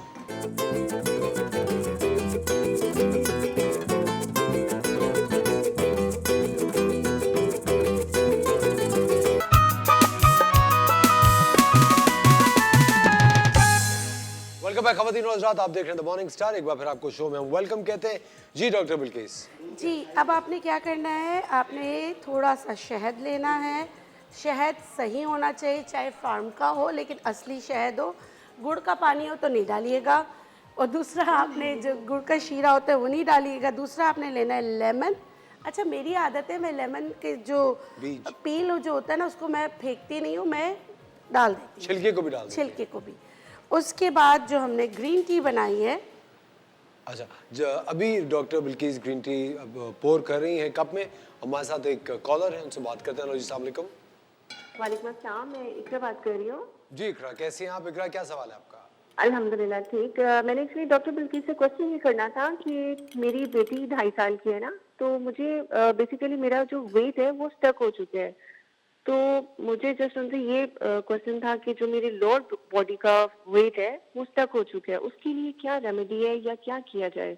मतलब मैं जिम भी कर रही हूँ, वर्कआउट भी कर रही हूँ, लेकिन वो जाने का नाम ही नहीं ले रहा। फैट, ऐसा फैट कोई, मतलब अब क्या किया जाए इसके लिए ना? अच्छा, मैं आपको बता देती हूँ। सबसे पहले आपको घी, तेल, चीनी छोड़ देना चाहिए। अच्छा, दालचीनी किसी भी किस्म का वेट हो उसको कम करने में मदद करता है। तो ये देखें, इसको भी टैबलेट की तरह इस्तेमाल करें हर खानों के साथ। ये आप चबा लें विथ मील्स। चबा लें? चबा लें, जी बिल्कुल, इसको चबाएं। ठीक है। क्योंकि इसका वॉलेटाइल ऑयल जो होता है, इसको ग्राइंड करेंगे तो वो उसमें निकल जाएगा। आप ग्राइंड करके रखते हो तो भी इसकी वो जो एसेंशियल चीज़ें होती है वो आस्ते आस्ते इसमें से ख़त्म हो जाती हैं। तो आप जो फिर इसका फाइबर खा रहे होते तो आप इसको इस तरह करके अच्छी तरह चबा लें, ये आदत डाल लें और चबा के निगल लें। जी बिल्कुल, चबा के निगल लें। ठीक है। विथ मील्स खानों के बीच में कर लिया करें तो बहुत अच्छा है, क्योंकि इंसुलिन रेजिस्टेंस की वजह से जो मोटापा या शुगर, इन दोनों को कंट्रोल करता है। उसके बाद ये जो ग्रीन टी है, ये खानों के 1 घंटे बाद अगर आप पियेंगे तो बहुत अच्छा रिजल्ट आएगा। अगर ये नहीं पीना चाहते, आप ग्रीन टी इस्तेमाल करती, ये हर्बल टी है, आप ग्रीन टी इस्तेमाल करती तो ग्रीन टी के जो इस्तेमाल करने का प्रोटोकॉल है वो ये है कि खानों के 2 घंटे बाद तो आप ग्रीन टी इस्तेमाल करें तो आपका जो फैट है उसको ख़त्म करने में मदद करेगा। हमारे यहाँ ये रिवाज है कि जैसे ही खाना खा लेते फ़ौरन ग्रीन टी ले आते और उसके बाद हम कहते हैं हम इतना ग्रीन टी पी रहे हैं, उसके बावजूद हमारा वज़न नहीं गिर रहा, क्योंकि वो मावन साबित होता है। वो जो आपने खाना खाया है उसको आपकी बॉडी का हिस्सा बनाने के लिए, उसमें चाहे फैट खाया वो भी आपकी बॉडी का हिस्सा बनेगा। तो इसलिए जब आपके ग्राइंडिंग मशीन, आपका जो मैदा है वो सबको ग्राइंड करके जब एसेंशियल चीज़ें लीवर की तरफ ले जा रहा होता है, उस वक्त अगर आप ग्रीन टी पियेंगे तो उसमें से फैट्स जो हैं वो आपकी बॉडी से निकालने में वो आपकी मदद करेगा। इसीलिए मैंने कहा है ये आप आधे घंटे से 1 घंटे के दौरान आप पी सकते हैं, क्योंकि इसमें जो चीज़ें हैं वो ग्राइंडिंग मशीन के जो आप, मैं मैदे को ग्राइंडिंग मशीन कहती हूँ, उसके साथ मिक्स होके ये उसी वक्त उस चीज़ों को आपकी बॉडी से निकालने में आपकी मदद करता है। बिल्कुल ठीक है, क्योंकि मेरे ख्याल से डाइजेशन जितना वीक होगा उतना आपका मोटापे में इजाफा भी होगा। डॉक्टर साहब, जो आंतों की प्रॉब्लम्स हैं, कोलन कैंसर बहुत कॉमन अब होने लगा है, बहुत केसेस पूरी दुनिया से उसके आ रहे हैं। डॉक्टर साहब, ये उसकी भी क्लेंजिंग में मदद करेगा? देखिए, कोलोन की क्लेंजिंग में मदद करेगा जी। और देखिए, आपने जो बात की है, आपको आप देखिए कॉन्स्टिपेशन ना होने दें। कॉन्स्टिपेशन के बाद दूसरा स्टेप आता है या बहुत ज़्यादा लूज मोशन या बहुत ज़्यादा सीवियर कॉन्स्टिपेटेड लोगों के साथ होता है कि उनको कोलोन कैंसर होने के चांसेस बढ़ जाते हैं, क्योंकि कोलोन अल्सर हो जाता है, हेमोराइड्स हो जाते हैं, पाइल्स। और ख़वातीन जो होती है इसके लिए शर्मिंदगी से किसी को बता नहीं सकती और ये वो बीमारियां पालती हैं, जिसकी वजह से वो आगे बहुत बड़ी बीमारी की शक्ल इख्तियार कर लेती है। तो इसका आसान हल ये है कि अगर आपको कॉन्स्टिपेशन है या आपको बहुत ज़्यादा लूज मोशन हो रहे हैं तो आप डॉक्टर के पास जाएं, नेचुरल रेमेडीज़ इस्तेमाल करें, लेकिन चेकअप ज़रूर करवाएं, ये बहुत ज़रूरी है। ठीक है। अच्छा डॉक्टर साहब, ये आपने जो ड्रिंक बनाई है ये आप कह रही खाने के हर 2 घंटे बाद पीनी है? नहीं, मैंने कहा है ये खाने के आधे घंटे से 1 घंटे के दौरान आप पी, खाना खा के, खाना खाकर, चाहे नाश्ता हो, लंच हो, डिनर हो। आप ये जो मैंने बनाया है ये नर्सिंग मदर भी दिन में 4 बार पी सकती है, जिस तरह बनाया है। ठीक है। और अच्छा डॉक्टर साहब, दूसरी चीज़ ये कि जो लोग इंटरमिटेंट फास्टिंग करते हैं, पतला होने के लिए फाकों पे चले जाते हैं और बस एक ही दफ़ा खाना खाएंगे और 15 घंटे, 16 घंटे, 8 घंटे कुछ नहीं खाते, वो उसमें ले सकते हैं? बिल्कुल ले सकते हैं, लेकिन उसका भी प्रोटोकॉल है। वो देखिए, वो हमारे रोज़ों से ही निकला है, उसी से ही बना है। तो रोज़े कभी भी हम सुबह 11 बजे नहीं रखते, रात 11 बजे नहीं रखते, उनको नहीं फ़ायदा होगा। इसका ये सूरज निकलते ही जो है ना, जैसे हम फजर और मगरिब इस तरह फास्टिंग करेंगे आपको बहुत फ़र्क पड़ेगा। वरना आप उसकी जो रूह है या जो उसका वो इन्वेंट हुआ है वही फॉलो नहीं करेंगे, आपको इतना फ़र्क नहीं पड़ेगा। फाकों से आपकी बॉडी में और नुकसानात हो सकते हैं, जिसमें बालों का गिरना, स्किन का ख़राब होना, स्किन सैगिंग होना, भूलने की आदत हो जाना, ये सब हो सकता है। यानी सूरज के टाइम पे कुछ ना खाएं। जी बिल्कुल बिल्कुल, वो नहीं, फजर नहीं। से मगरिब तक का होता जैसे है हम रोज़ा। रोजे रखते हैं, बिल्कुल सही कह रहे हैं। रोजों से ही तो इंटरमीडिएट फास्टिंग का निकला है ना, बिल्कुल। तो हम उसको फॉलो नहीं करते। हम कहते हैं मैं सुबह 11 बजे उठ के खा लेती हूँ, रात 11 बजे खा लेती हूँ, तो वो तो नहीं है ना, उसकी रूह ही नहीं है उस चीज की। ठीक है, 12 आवर्स फास्टिंग हमारे साथ भागलपुर से एक कॉलर है, उनसे बात करते हैं। हेलो जी, अस्सलाम वालेकुम। अस्सलाम वालेकुम। जी, आयशा, क्या सवाल है आपका? मैंने डॉक्टर ने फातिमा से ये पूछना है कि मेरी बेटी 12 साल की है, उसके गले में ट्रांसिस है, उसका पूछना है कि कोई इसका बता दे इलाज। जी, मैं आपको बहुत ज़बरदस्त नुस्खा बता रही हूँ, उससे बहुत ज़्यादा फ़र्क पड़ेगा। लेकिन अगर आपकी बेटी को बहुत ज़्यादा बुखार होता है यानी कि और हड्डियों में दर्द होता है, तो फिर ये टॉन्सिल्स को निकालने पड़ेंगे। लेकिन आपने क्या करना है, अभी आपके लिए भी और आजकल जो गले ख़राब हो रहे हैं उनके लिए भी कुस्ते शीरी सिंगल हर्ब है, उसको आपने क्या करना है, एक ही है, उसमें और चीज़ें नहीं हैं, शहद आपको डाल सकते हैं। कुस्ते शीरी 1 चम्मच लेना है, 2 कप पानी लेना है, उसको इतना पकाना है कि वो 1 कप रह जाए। चाहे तो उसमें शहद मिला ले, बच्चे थोड़ा नहीं पीते तो आप शहद डाल सकते हैं। उसके बाद इसको पीने का तरीका ये है कि आपने कुस्ते शीरी जो आपने बनाया है उसको आपने सिप किया, उसके बाद यहाँ गागल्स कीजिए, गरारे, अपनी बच्ची को बताएं इसके गरारे करे और वो पी ले, उससे बहुत फर्क पड़ेगा। और फिर उसको फ्रिजी ड्रिंक्स, फूड कलर्स, बनाना और मिल्क यानी कि दूध, इससे परहेज कराएं। चावल के ऊपर ठंडा ठंडा पानी पीने से परहेज कराएं तो बहुत ज़्यादा फर्क पड़ेगा इंशाल्लाह।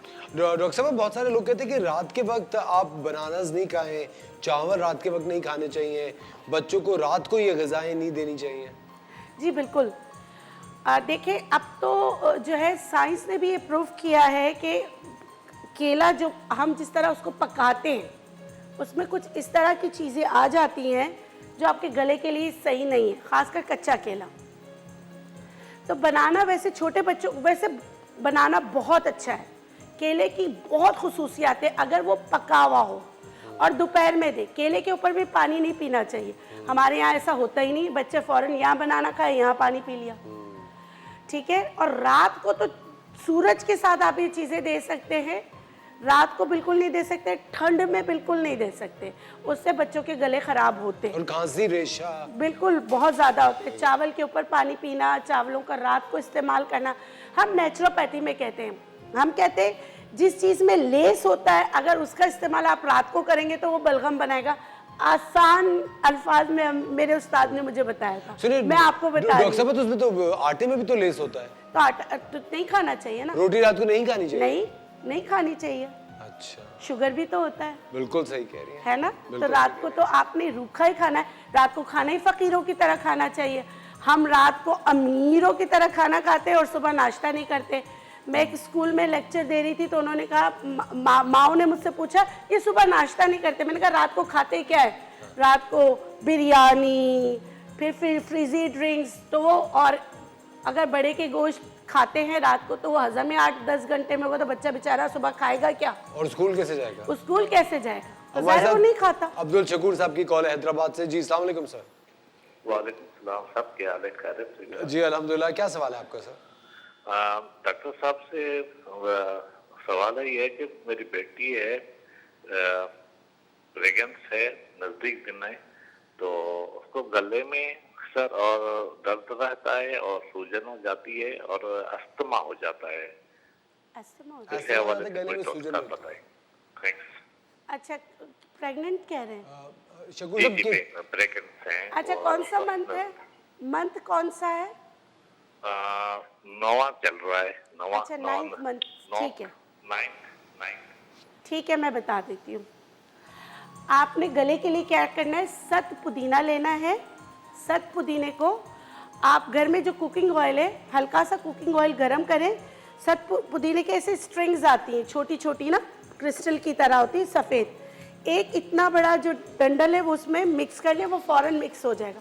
उसके बाद उसके गले की अच्छी तरीके से मसाज करें, कपड़ा बांध दें और शहद जो है, सिर्फ शहद गर्म पानी में डालकर, जैसे मैंने अभी बताया था, गागल्स करते हुए वो पी जाए, उससे बहुत ज़्यादा फ़र्क पड़ेगा। एस्थमा अगर है तो जो डॉक्टर्स की दवाइयाँ ले रही हैं वो लेती रहें, क्योंकि प्रेगनेंसी में हर्ब्स अल्लाह ना करे उनको नुकसान ना पहुँचे, तो मैं बहुत सेफेस्ट चीज़ें आपको बता रही हूँ, आप वो कीजिए। वरना लौंग बहुत अच्छा होता है कि लौंग को हल्का सा तवे पे भूनकर पीसकर पाउडर बनाकर डबल मिकदार शहद में मिलाकर शहादत की उंगली से दिन में 2 से 3 बार इस तरह करके चटाना होता है, सिर्फ इतना। अब मुझे नहीं पता उनका ब्लड प्रेशर अगर लो रहता है तो उनके लिए बहुत अच्छी दवा बन जाएगी, लेकिन अल्लाह ना करे अगर हाई रहता है प्रेगनेंसी में तो उनको नुकसान ना हो। बस ये जो है ना, इतनी सी शहद मल्टीपल टाइम उनको चटाएं, उससे बहुत फ़र्क पड़ता है, उसके ऊपर पानी ना पिए। ठीक है डॉक्टर बिल्किस, बहुत बहुत शुक्रिया आपका, आप वक्त निकालती हैं हमारे शो के लिए, ऑडियंस को बहुत ज़्यादा फायदा होता है, थैंक यू वेरी मच। ख़वातीन और हज़रात, वक्त हो जाता है एक छोटे से ब्रेक का, मिलते हैं आप लोगों से ब्रेक के बाद।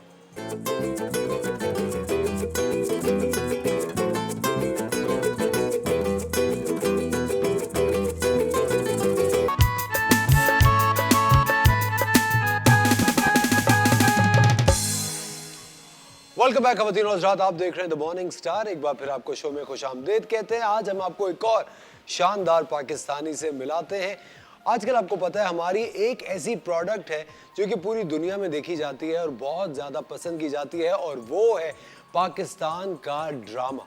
जितने हमारे उर्दू ड्रामा सीरियल्स हैं आजकल उनकी ग्लोबल रीच है, पूरी दुनिया में देखे जाते हैं, पसंद किए जाते हैं। बहुत सारे लोग हमारे पाकिस्तानी ड्रामों को पसंद करते हैं, लेकिन चंद एक ऐसे ड्रामे होते हैं जो कि एक बहुत मेजर तनकीद का निशाना भी बनते हैं। लोग कहते हैं आजकल वो ड्रामों में बातें नहीं जो पहले थी। आज हमने दावत दी है एक लक्स स्टाइल अवार्ड विनर को, एक बहुत ही जबरदस्त ड्रामा राइटर है, हमारे साथ हैं रिदा बिलाल। अस्सलाम रिदा, कैसे हैं आप? खैरियत से, ठीक ठाक है। अच्छा Rida, you know going back in time, सबसे पहले तो मुझे आप ये बताएं आपका स्क्रिप्ट राइटिंग का सफर शुरू कहाँ से हुआ? असल मेरा स्क्रिप्ट राइटिंग का सफ़र शुरू हुआ है जर्नल राइटिंग से, जो मैं एक 8-9 साल की उम्र से मैं कर रही थी, you no, just writing diaries और रोज़ की चीज़ें क्या हो रहा है। अच्छा, अपनी जिंदगी के बारे में, जिंदगी के बारे में ब्लॉग लिख रही और फाइनली फिर मैंने सोचा कि ये डायरीज मैं फेंक दूं, क्योंकि अगर किसी ने देख ली तो पता नहीं क्या होगा। So I have always been a writer and I've always been a poet.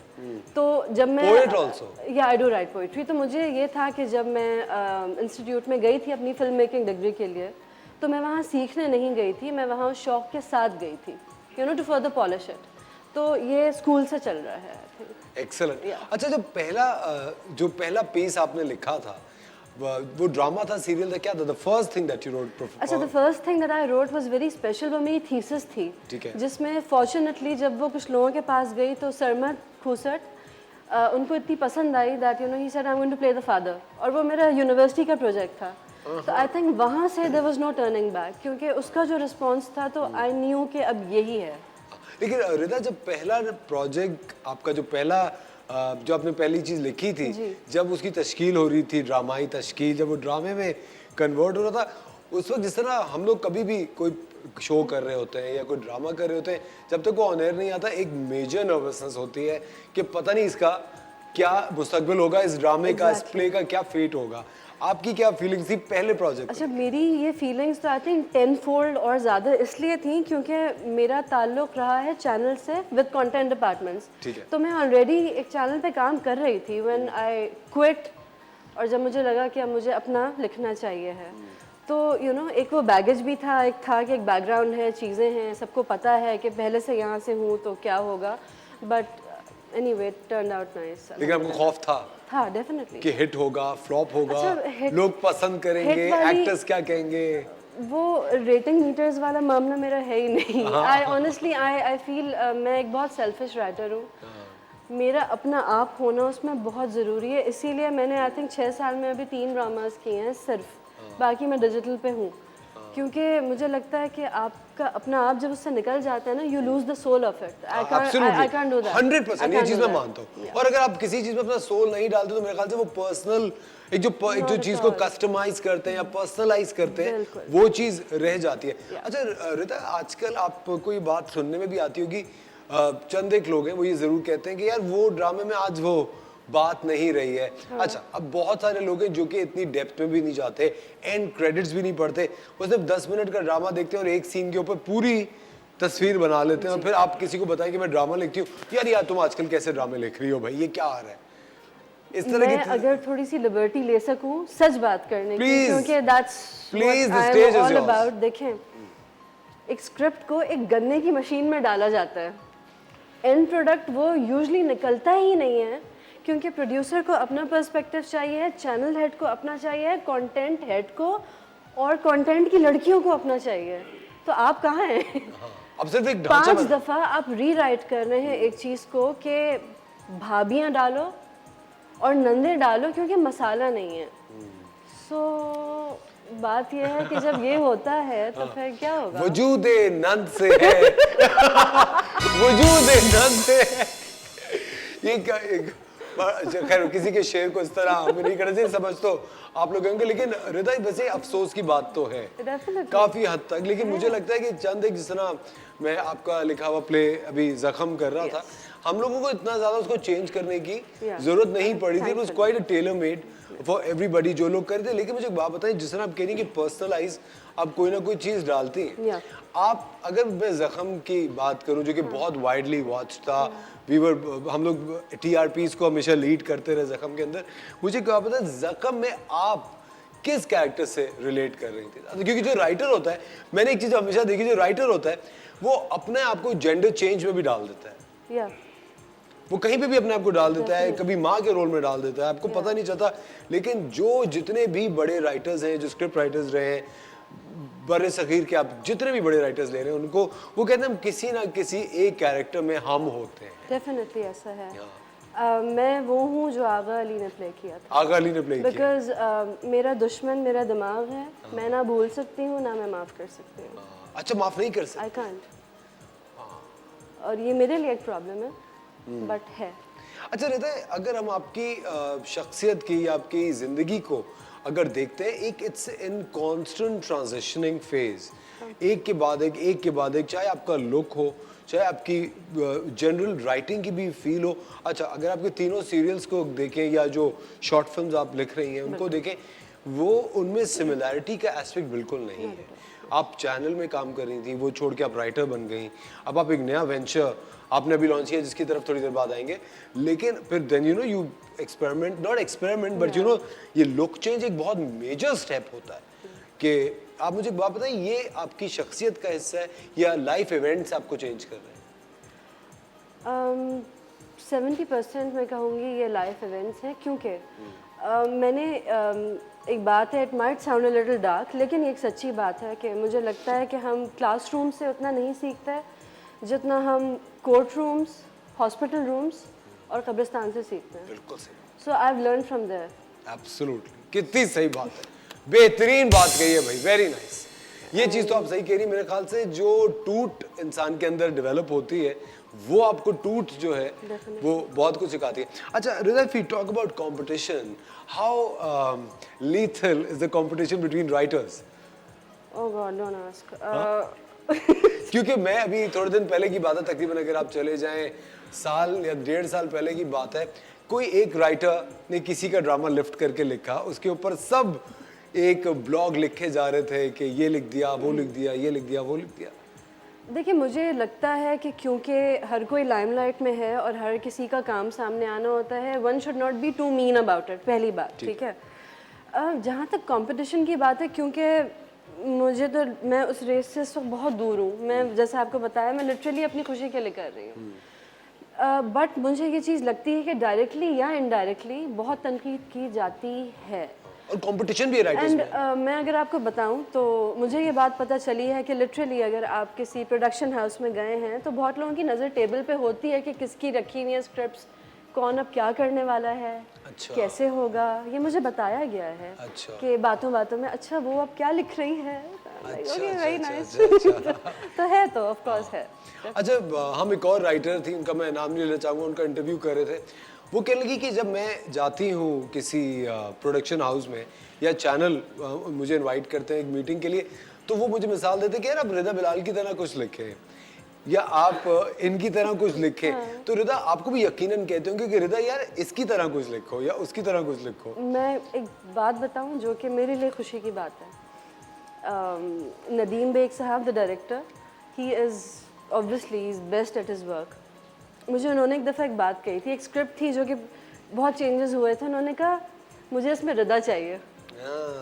तो मैं अगर कुछ लिख रही होती हूँ, वो मुझसे कहते हैं जो तुम हो वो लिखो।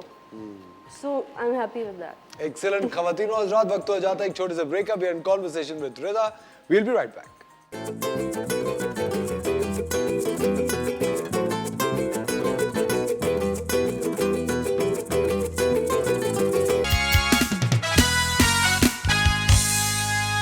वेलकम बैक खवातीन और हज़रात, आप देख रहे हैं द मॉर्निंग स्टार। एक बार फिर आपको शो में खुशामदीद कहते हैं।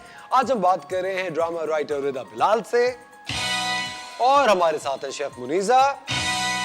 और बड़े बड़े देशों में ऐसी छोटी छोटी बातें होती रहती हैं। ये देखें एक बहुत ही शानदार कप, चूंकि मैं आपको क्या लिखा हुआ क्या मुझे यहाँ से नजर नहीं आ रहा। नजर नहीं आ रहा आपको? तो वहां से भी नहीं नजर आता। शेफ मुनीजा, ऐसी कोई बड़ी बात नहीं है वैसे इसमें। पढ़ के बता दे। इसमें लिखा हुआ है हे सेनोरिटा। ये आपके लिए नहीं कहा मैंने, ये कप पे लिखा हुआ है।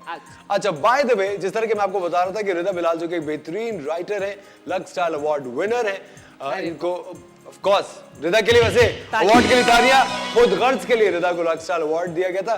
ये एक नया वेंचर है जो कि रिदा ने शुरू किया, इसका नाम है बिलीव बाय रिदा। रिदा, इसके बारे में कुछ बताएं। जी, सो बेसिकली ये जो वर्ड है बिलीव,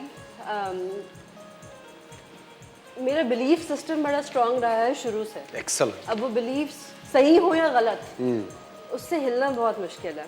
सो आई थिंक मैंने सोचा था कि जब भी कुछ करूंगी नाम यही होगा, believe. Very nice. Whether it's anything at all. So दो तीन चीज़ें ये हैं कि जैसे कि मैंने आपको बताया कि अगर राइटिंग का एलिमेंट है और उसमें भी कुछ कुछ अपना आप रिफ्लेक्ट हो, तो दूसरे काम में भी क्यों ना हो। देखिए, एक ये इतनी अच्छी बात है, उसी से मैं आ रहा हूँ कि कहते हैं ना ग्रेट माइंड्स थिंक अलाइक। जो शानदार जहन होते हैं वो एक तरह सोचते हैं। और ये देखें, रिदा ने मुझे इतना अच्छा गिफ्ट दिया। ये देखिए, my most favourite vital science की एक डायरी। हाय हाय, क्या बात है। इसमें क्या लिखेंगे आप? हाँ, इसमें क्या लिखेंगे? इसमें मैं लिखूंगा शेफ मुनीजा की नालायकियां। चलो इसी बहाने देखिए, आप एक राइटर है ना, तो ये भी अब राइटर बनने वाले मेरे ही तवस्सुस से। अरे वैसे इसमें लिखा हुआ है, इसके अंदर इसमें लिखा हुआ है शेफ मुनीजा को जानिए, और ये किताब पूरी खाली है। ये देखिए।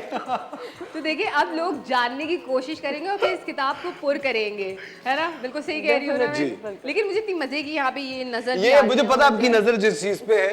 जी जी, प्लीज आके देख लें, आ सकती हैं आप। आपको कोई नहीं, आ जाए, कोई बात नहीं, आ जाए शेफ मुनीजा, प्लीज आए, प्लीज आए, देखें। और आप, लेकिन आपको रिदा से पूछना पड़ेगा कि ये टेंट क्या, रिदा ये टेंट यहाँ तक, ये टेंट भी है? जी जी, ये असल चीज यही है। शेफ मुनीजा, ये आप ड्रामा राइटर और एक्टर के सामने इतनी बुरी एक्टिंग कर रही है।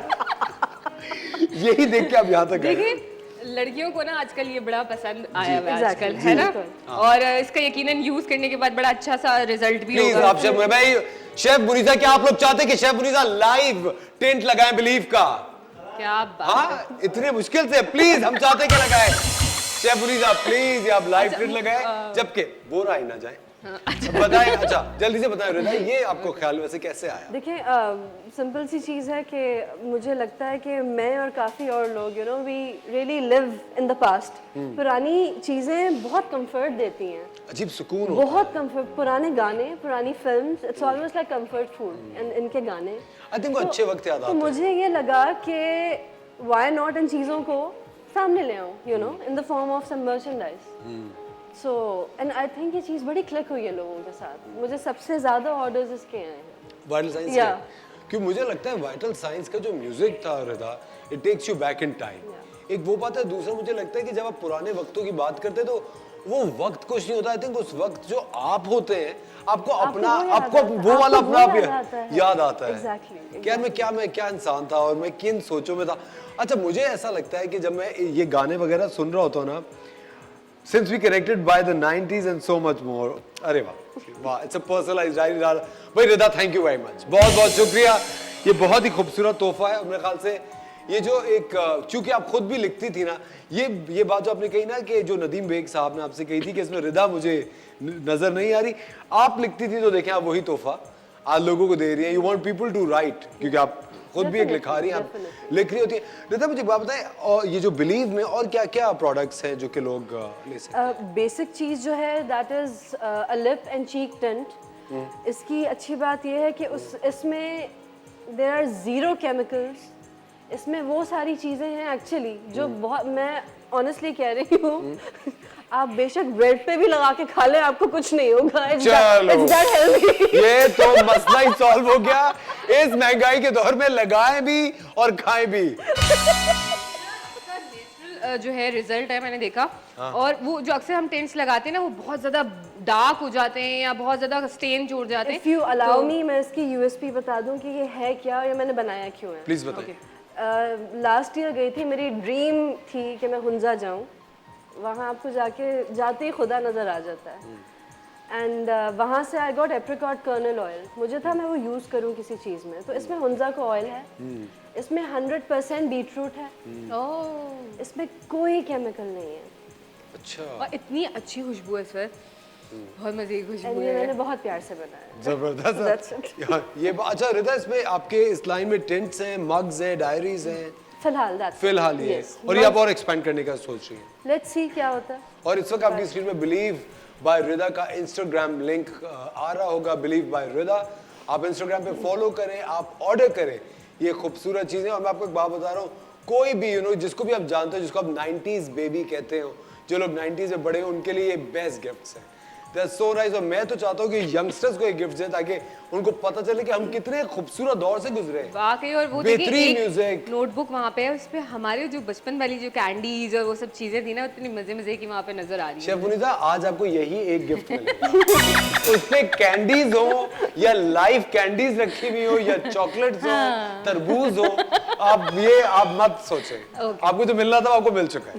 वो रिदा और मेरे बीच की बात है ना, क्यों बीच में आ रहे हैं? अच्छा चलिए ठीक है, लेकिन आपको पसंद आया टेंट? नहीं यार, बहुत जबरदस्त है वाकई। और इसकी खुशबू, हाँ यमी, बहुत मजे की।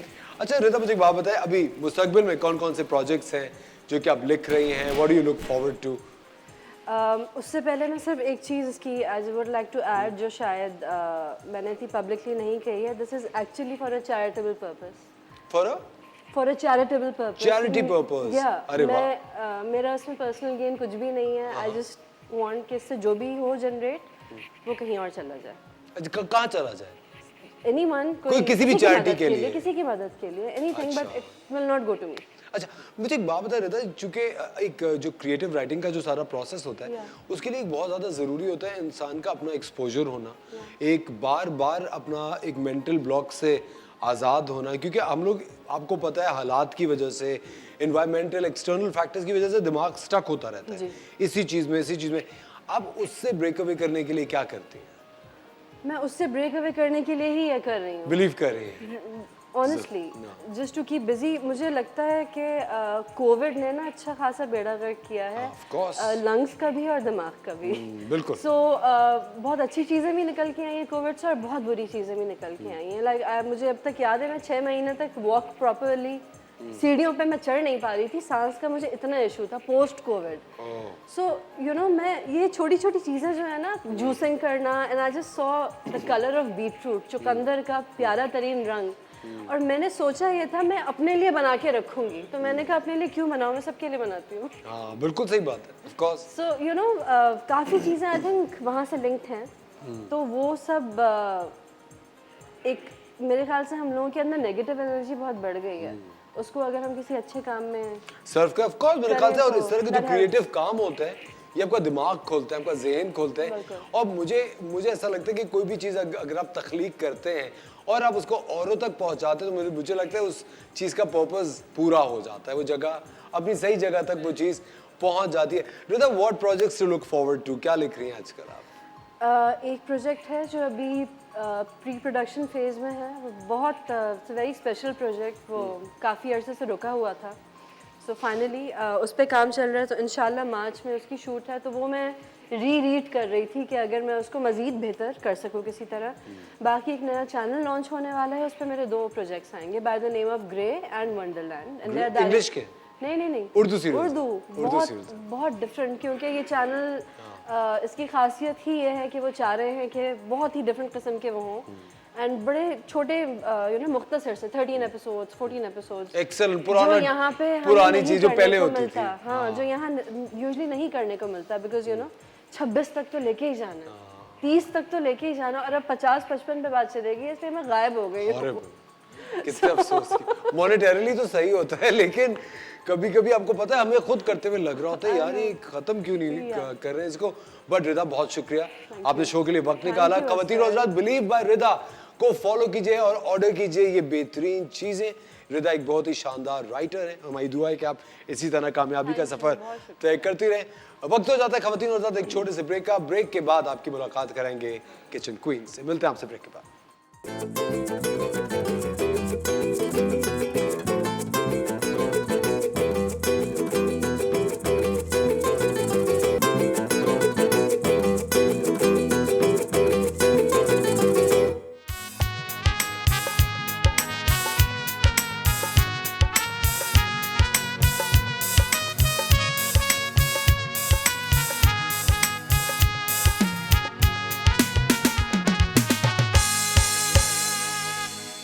खवातीन और हज़रात, आप देख रहे हैं द मॉर्निंग स्टार। एक बार फिर आपको शो में खुशामदीद कहते हैं और अब हम बना रहे हैं आपके लिए creamy chicken pasta, tomato chicken, creamy tomato chicken. सब भूल गई आप, एक आपको लिपस्टिक तोहफे में क्या मिल गई, आप सब भूल गई। देखें यही तो बात होती है लड़कियों की, मेकअप, कपड़े, शॉपिंग, आहा हा क्या बात है। इसी इसमें मेकअप क्लास देते हैं, क्या बात है। चलो ठीक है, लेकिन बात ये कि देखें अगर आपके अंदर टैलेंट होना चाहिए ना, आप अल्लाह का शुक्र है कि जब आप एक आर्टिस्टिक माइंड होंगे ना तो आपके लिए मेकअप करना भी इजी होगा, बहुत सारी चीज़ें आप इजीली कर सकते हो। बिल्कुल सही है ना सर। चलो रेसिपी स्टार्ट करते हैं। असर को कोई इंटरेस्ट नहीं है मेरी बात में। नहीं, मुझे आज इसमें इंटरेस्ट है। अच्छा इसमें, क्योंकि मैंने बहुत दफ़ा स्पैगेटी बनाई है घर में। अरे वाह वाह वाह, फिर कैसी बनी? मुझे स्पैगेटी विद कीमा जो होती है, अरे वाह। तो हम लोग हर इटालियन फ्रेंच कोई भी डिश हो उसको पाकिस्तानी तो उसमें डाल देते हैं ना। अरे वो तो हमारे यहाँ देखिए, हम एक्चुअल रेसिपीज फॉलो ही नहीं कर रहे, हम तो फ्यूजन रेसिपीज पे चल रहे होते हैं ना, ज़्यादातर हमारा यही होता है। अच्छा हमने क्या किया, यहाँ ऑयल लिया है तकरीबन 3 टेबलस्पून के करीब। नहीं, चाय कुछ भी नहीं।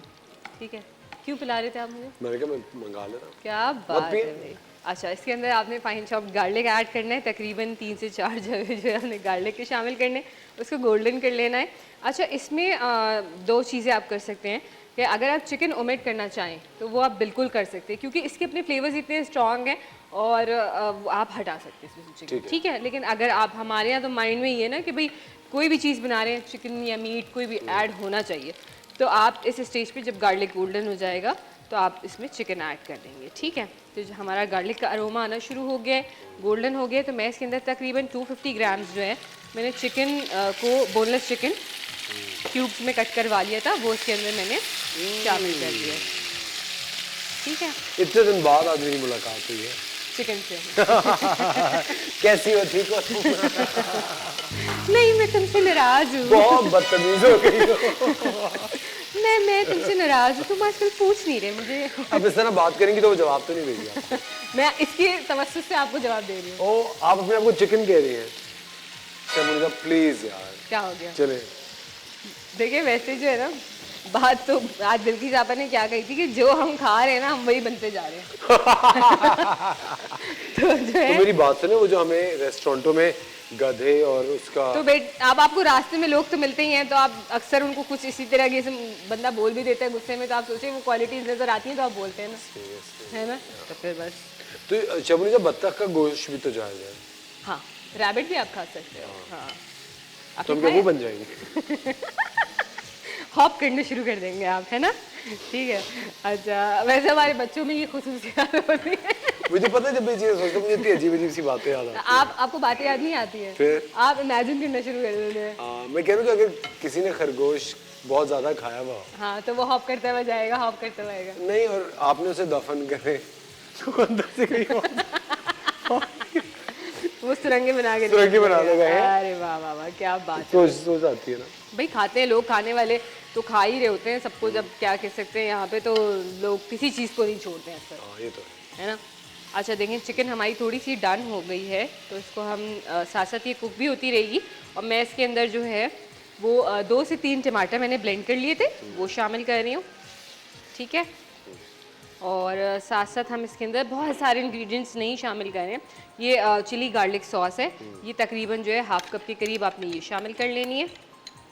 बहुत कम इंग्रेडिएंट्स के साथ बड़ा मज़े का बनता है ये, ठीक है। और इसके अंदर जाएगा चिली फ्लेक्स, ठीक है। अब ये जितना स्पाइसी पसंद हो, थोड़ा सा स्पाइसी अच्छा लगता है ये, ठीक है। नमक हस्बे जायका शामिल करना है आपने, लेकिन नमक देखते हुए शामिल करना है क्योंकि हम इसमें चिकन पाउडर भी शामिल करेंगे एज अ फ्लेवर इन्हांसर, ठीक है। अच्छा, ये जा रहा है इसके अंदर ऑरिगेनो और थाइम जो है ये मिक्स करके रखा हुआ है, तो ये इसके अंदर जा रहा है तकरीबन 1 टीस्पून के करीब, ठीक है। अगर आप ऑरिगेनो थाइम अलग अलग ले रहे हैं तो आपने क्या करना है कि हाफ़ टीस्पून ऑरिगेनो लेना है और हाफ़ थाइम लेना है, ठीक है। कितनी अच्छी खुशबू है इसकी। हाँ, इसकी बहुत मज़े की खुशबू आती है, बहुत अच्छा बनता है ये।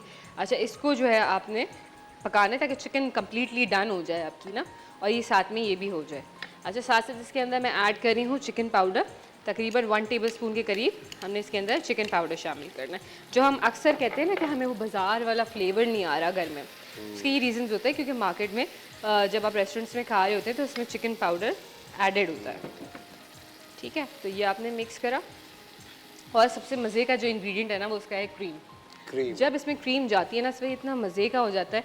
और मेरे ख्याल से तो वैसे ही खा सकते हैं विदाउट पास्ता भी फिर। हाँ, ऐसे भी खा सकते हैं आप, बिल्कुल गार्लिक ब्रेड के साथ, बिल्कुल ऐसे भी खा सकते हैं, ठीक है।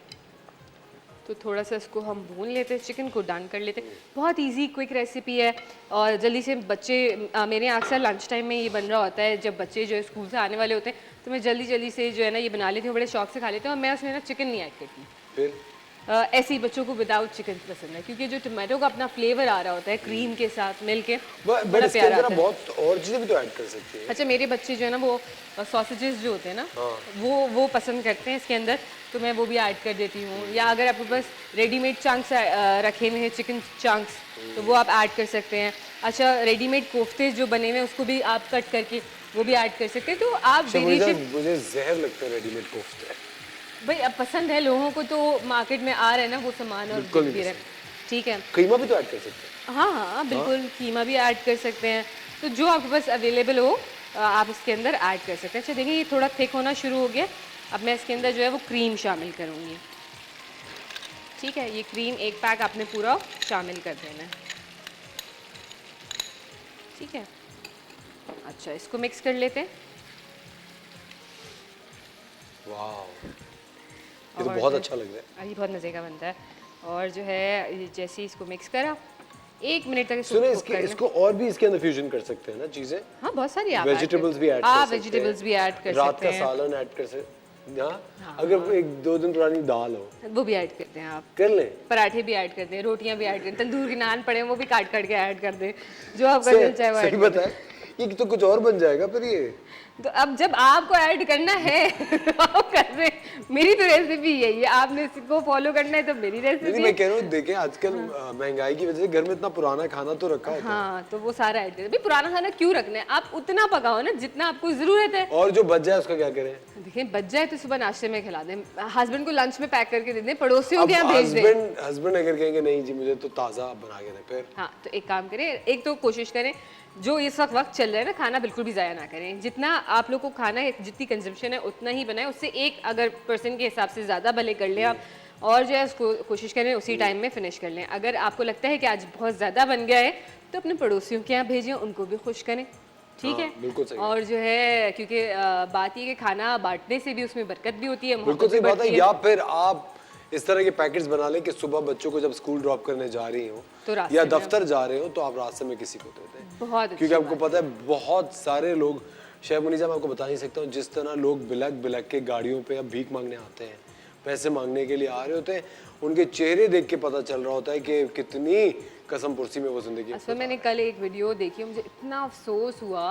वो कोई आदमी था, वो रोड पे बैठा हुआ था, वो जो रोड पे चावल कोई किसी ने फेंक दिए थे, कोई बिरयानी थी, क्या था, वो उसमें से चुन के खा रहा था। मुझे इतना अफसोस हुआ कि यार अल्लाह ताला का कितना शुक्र है कि अल्लाह ताला हमें फ्रेश खाना दे रहे हैं और फिर भी हम नाशुक्री आपने फिर खरीद के दिया उनको फ्रेश खाना? मैंने वो वीडियो देखी थी अच्छा, वीडियो देखी। रियल में नहीं था। अगर होता तो मैं बिल्कुल उसको बाय करके देती खाना, लेकिन मुझे इतना अफसोस हुआ कि देखो ऐसे लोग भी मौजूद हैं और हमारे पास इतनी सारी नेमतें मौजूद हैं अल्हम्दुलिल्लाह। वैसे और जो है हम उसको नहीं काउंट करते, हम इसी टेंशन में बैठे रहते हैं कि यार कितनी महंगाई हो रही है। अच्छा असफर, हर रमज़ान में, हर साल रमज़ान जब भी आता है आप नोट कीजिएगा महंगाई उरूज पे होती है, उस वक्त के हिसाब से उरूज पे होती है और हम यही टेंशन में होते हैं कि यार अब इस दफ़ा हम क्या करेंगे, ग्रोसरीज लेने जाएंगे, बच्चों की शॉपिंग भी करनी है, बहुत सारी चीज़ें होती हैं।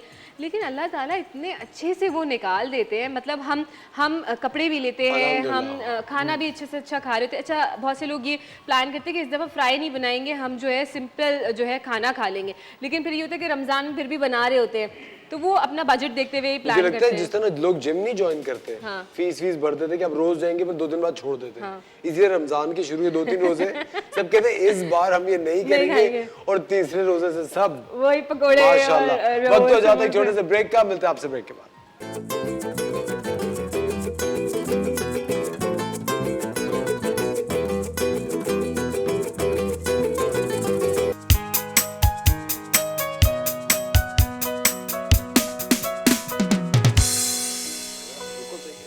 वेलकम बैक खवातीन और हज़रात, आप देख रहे हैं द मॉर्निंग स्टार। एक बार फिर आपको शो में खुश आमदीद कहते हैं। शेफ पुनीता यहाँ बना रही हैं स्पाइसी चिकन पास्ता और अब इसके अंदर जो है हम ऐड करेंगे नूडल्स। अच्छा ये मत करें, वो इतना अच्छा बनाए क्यों? आप ऐसे ही खाएंगे? चलो मैं आपके लिए अलग से निकाल दूँ? नहीं अच्छा जी, इसके अंदर हमने नूडल्स ऐड करने हैं। अच्छा आप ये देखेंगे मेरे नूडल्स स्टिक नहीं हुए, इसका रीज़न ये था कि जब भी आपने नूडल्स बॉईल करने हैं, बॉईल करने के बाद आपने इसको स्ट्रेन कर लेना है। स्ट्रेन करने के बाद इसको ठंडे पानी के साथ गुजार के बिल्कुल ठंडा कर लेना है और उसके बाद इसको ऑयल लगा के आपने रखना है। जब आप ऑयल लगा देंगे तो ये कभी भी स्टिक नहीं होंगे आपस में। अच्छा बहुत से लोग ऑयल, ऑलिव ऑयल या कोई भी ऑयल जो आपके पास अवेलेबल हो। मिर्ची का तेल लगा सकते हैं? हाँ बिल्कुल आपके हाथ मैं ना कभी खाने पे नहीं आऊँगी इस पर, मैं कभी खाने पे नहीं आऊँगी और स्पेशली जब आप बना रहे होंगे तो बिल्कुल भी नहीं आने वाली मैं। तो बस अल्लाह ही रहम करे आपके घर वालों पे। फिर देखें ऑडियंस का भी क्यों कह रही कोई सा भी तेल इसमें डाल सकते हैं। खाने का तेल, कोई भी खाने का तेल जो आपके घर में मौजूद हो। मैं ये कह रहा हूँ कि जब आप एक खाना बना रही हैं तो आप एक पक्की चीज बताएं ना कि अब ये इसमें ऑलिव ऑयल डाल दें या कॉर्न ऑयल डाल दें। हाँ आपके घर में जो भी तेल आता है जिससे आप खाना पकाते हैं, जो खाने के अंदर डालते हैं, सिर्फ वो वाला तेल आपने इस्तेमाल करना है। कोई मिट्टी का तेल, कोई फलाना तेल, कोई ढिमकाना तेल आपने वो नहीं शामिल करना। अनटिल एंड अनलेस अगर आप किसी से बहुत नफरत करते हैं तो आप तो भी मत डालें क्योंकि मुझे लगता है नफरत भी बहुत मोहब्बत का एक एक्सट्रीम फॉर्म बिल्कुल है। तो जो है असफर मैं आपके घर पे ना नहीं आने वाली। क्यों ऐसे मत कहें यार, ये क्या कह रही हैं आप? ये क्या था? अच्छा जी बस इसको हमने मिक्स करा थोड़ा सा तेज।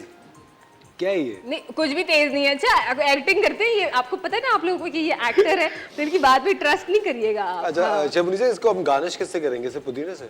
हाँ ओके, जिस चीज़ से भी आप करना चाहें आप कितनी चॉइस है। क्योंकि मैंने हमेशा देखा है जो पास्ता इस तरह का होता है उसमें कॉर्न जरूर लोग शामिल करते हैं। देखिए बात ये इस पर ये मैंने आपको बेसिक रेसिपी बता दी, ठीक है। अब आपको इसके अंदर जो भी ऐड करना हो आप कर सकते हैं। ये बेसिक रेसिपी है, उसको आप ऐसे ही इंजॉय कर सकते हैं, ठीक है। ज़रूरी नहीं कि आप इसमें बहुत सारे लवाजमात ऐड करें, ठीक है। ये एक समझिए कि चिकन भी आप इसमें ऐड करो तो ये हमारी पाकिस्तानी मेंटालिटी है, वरना यकीन करें बाहर मुल्कों में पास्ता ऐसे ही खाए जाते हैं बगैर किसी मीट के, ठीक है। ये हमारे यहाँ का कॉन्सेप्ट है कि आप इसमें जो है वो चिकन और मीट और कीमा और आप ये सब ऐड कर रहे हो इसके अंदर, ठीक है। और इसको थोड़ा सा क्रीमी ही रखना है। बहुत से लोग ड्राई खाना पसंद करते, ये ड्राई नहीं अच्छा लगेगा, थोड़ा सॉसी ही अच्छा लगेगा, ठीक है।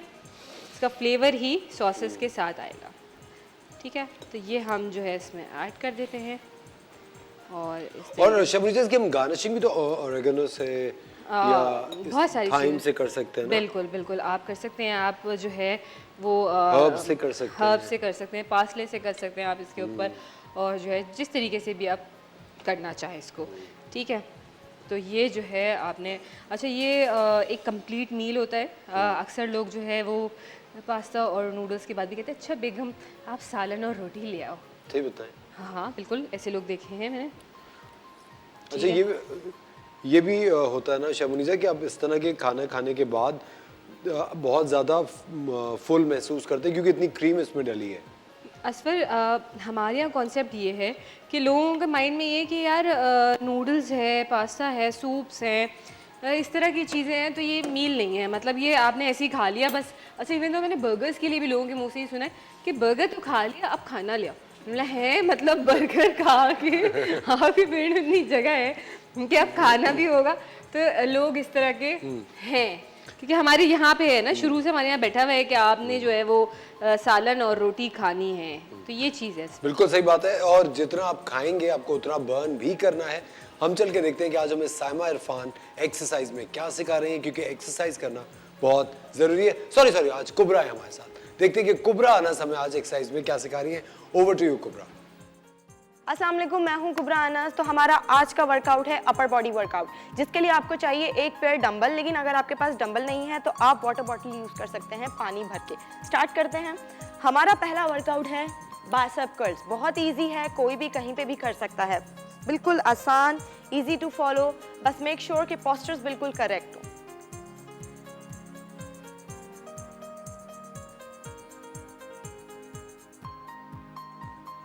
ट्वेंटी सेकेंड्स के करेंगे। हर रैप को हमने 20 सेकेंड्स, हर वर्कआउट को 20 सेकेंड्स हमने फॉलो करना है।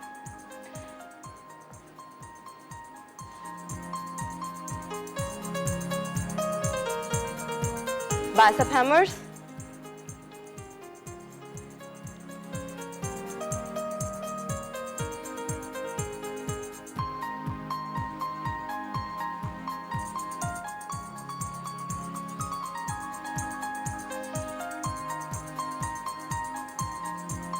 ट्राइसेप एक्सटेंशन, जिसके लिए आपने सिर्फ एक डंबल या वाटर बॉटल को यूज करना है। पोस्चर्स का आपने खास ख्याल रखना है।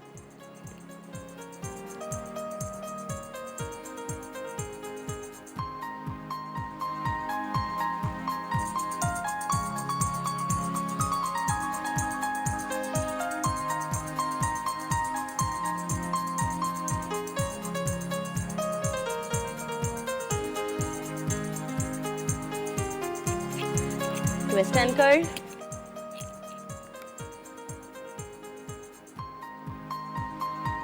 जरूरी नहीं है कि आप छोटी वाटर बॉटल्स यूज करें, आप चाहें तो बड़ी वाटर बॉटल्स भी यूज कर सकते हैं। ये आपके टोटल स्टेमिना पे डिपेंड करता है। अगर आप यूज टू हैं, आपने पहले वर्कआउट्स किए हुए हैं, तो आपके लिए छोटी वाटर बॉटल्स इतनी कंपलसरी नहीं है। आप बड़ी वाटर बॉटल्स भी यूज कर सकते हैं या बड़े वेट्स भी। 10 हम कर चुके हैं, रिमेनिंग 10 हमारे बाकी हैं।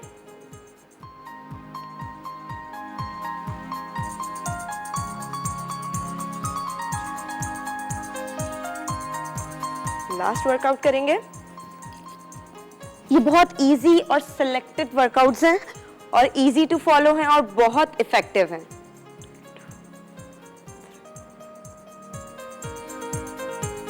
जिसमें आप देख सकते हैं कि मैं सिर्फ एल्बोज मूव कर रही हूँ, पूरे हाथ को स्विंग नहीं कर रही हूँ।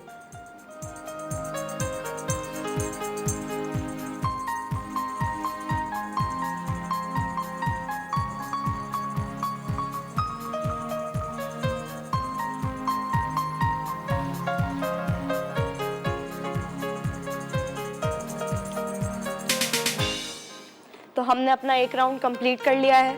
अब हम अपना दूसरा राउंड स्टार्ट करेंगे बाइसेप कर्ल्स के साथ।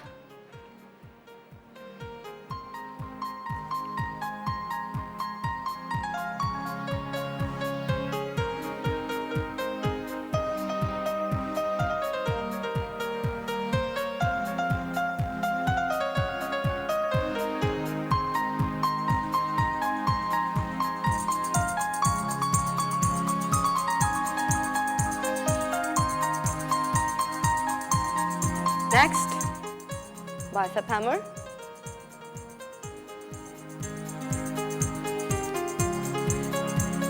स्पीड कभी भी तेज नहीं होती है, स्पीड का बहुत ख्याल रखना है, बहुत ज्यादा तेज नहीं भागना। Slow and nice.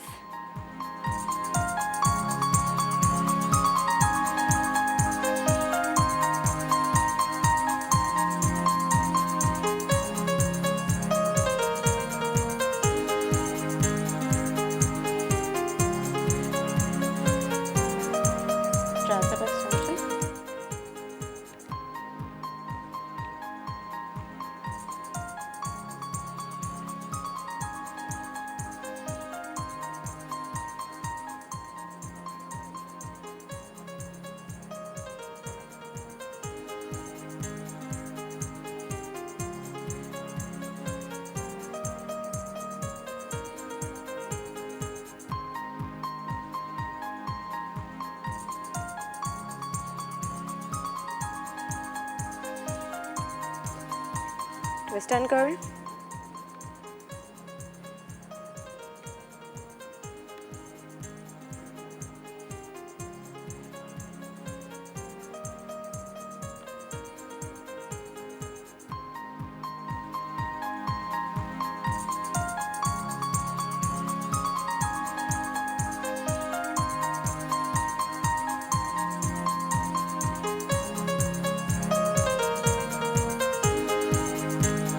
Last one,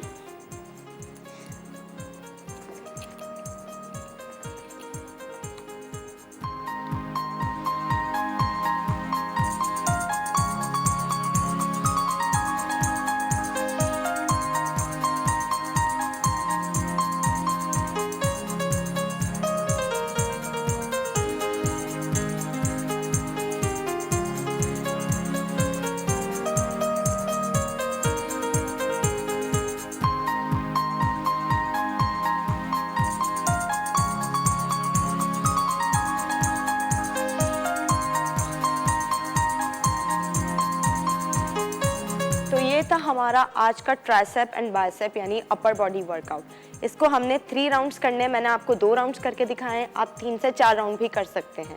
जैसा जैसा आपका स्टेमिना बिल्डअप हो जाए आप अपने राउंड्स को इंक्रीज कर सकते हैं। इंशाल्लाह मिलते हैं नेक्स्ट सेगमेंट में। अल्लाह हाफिज।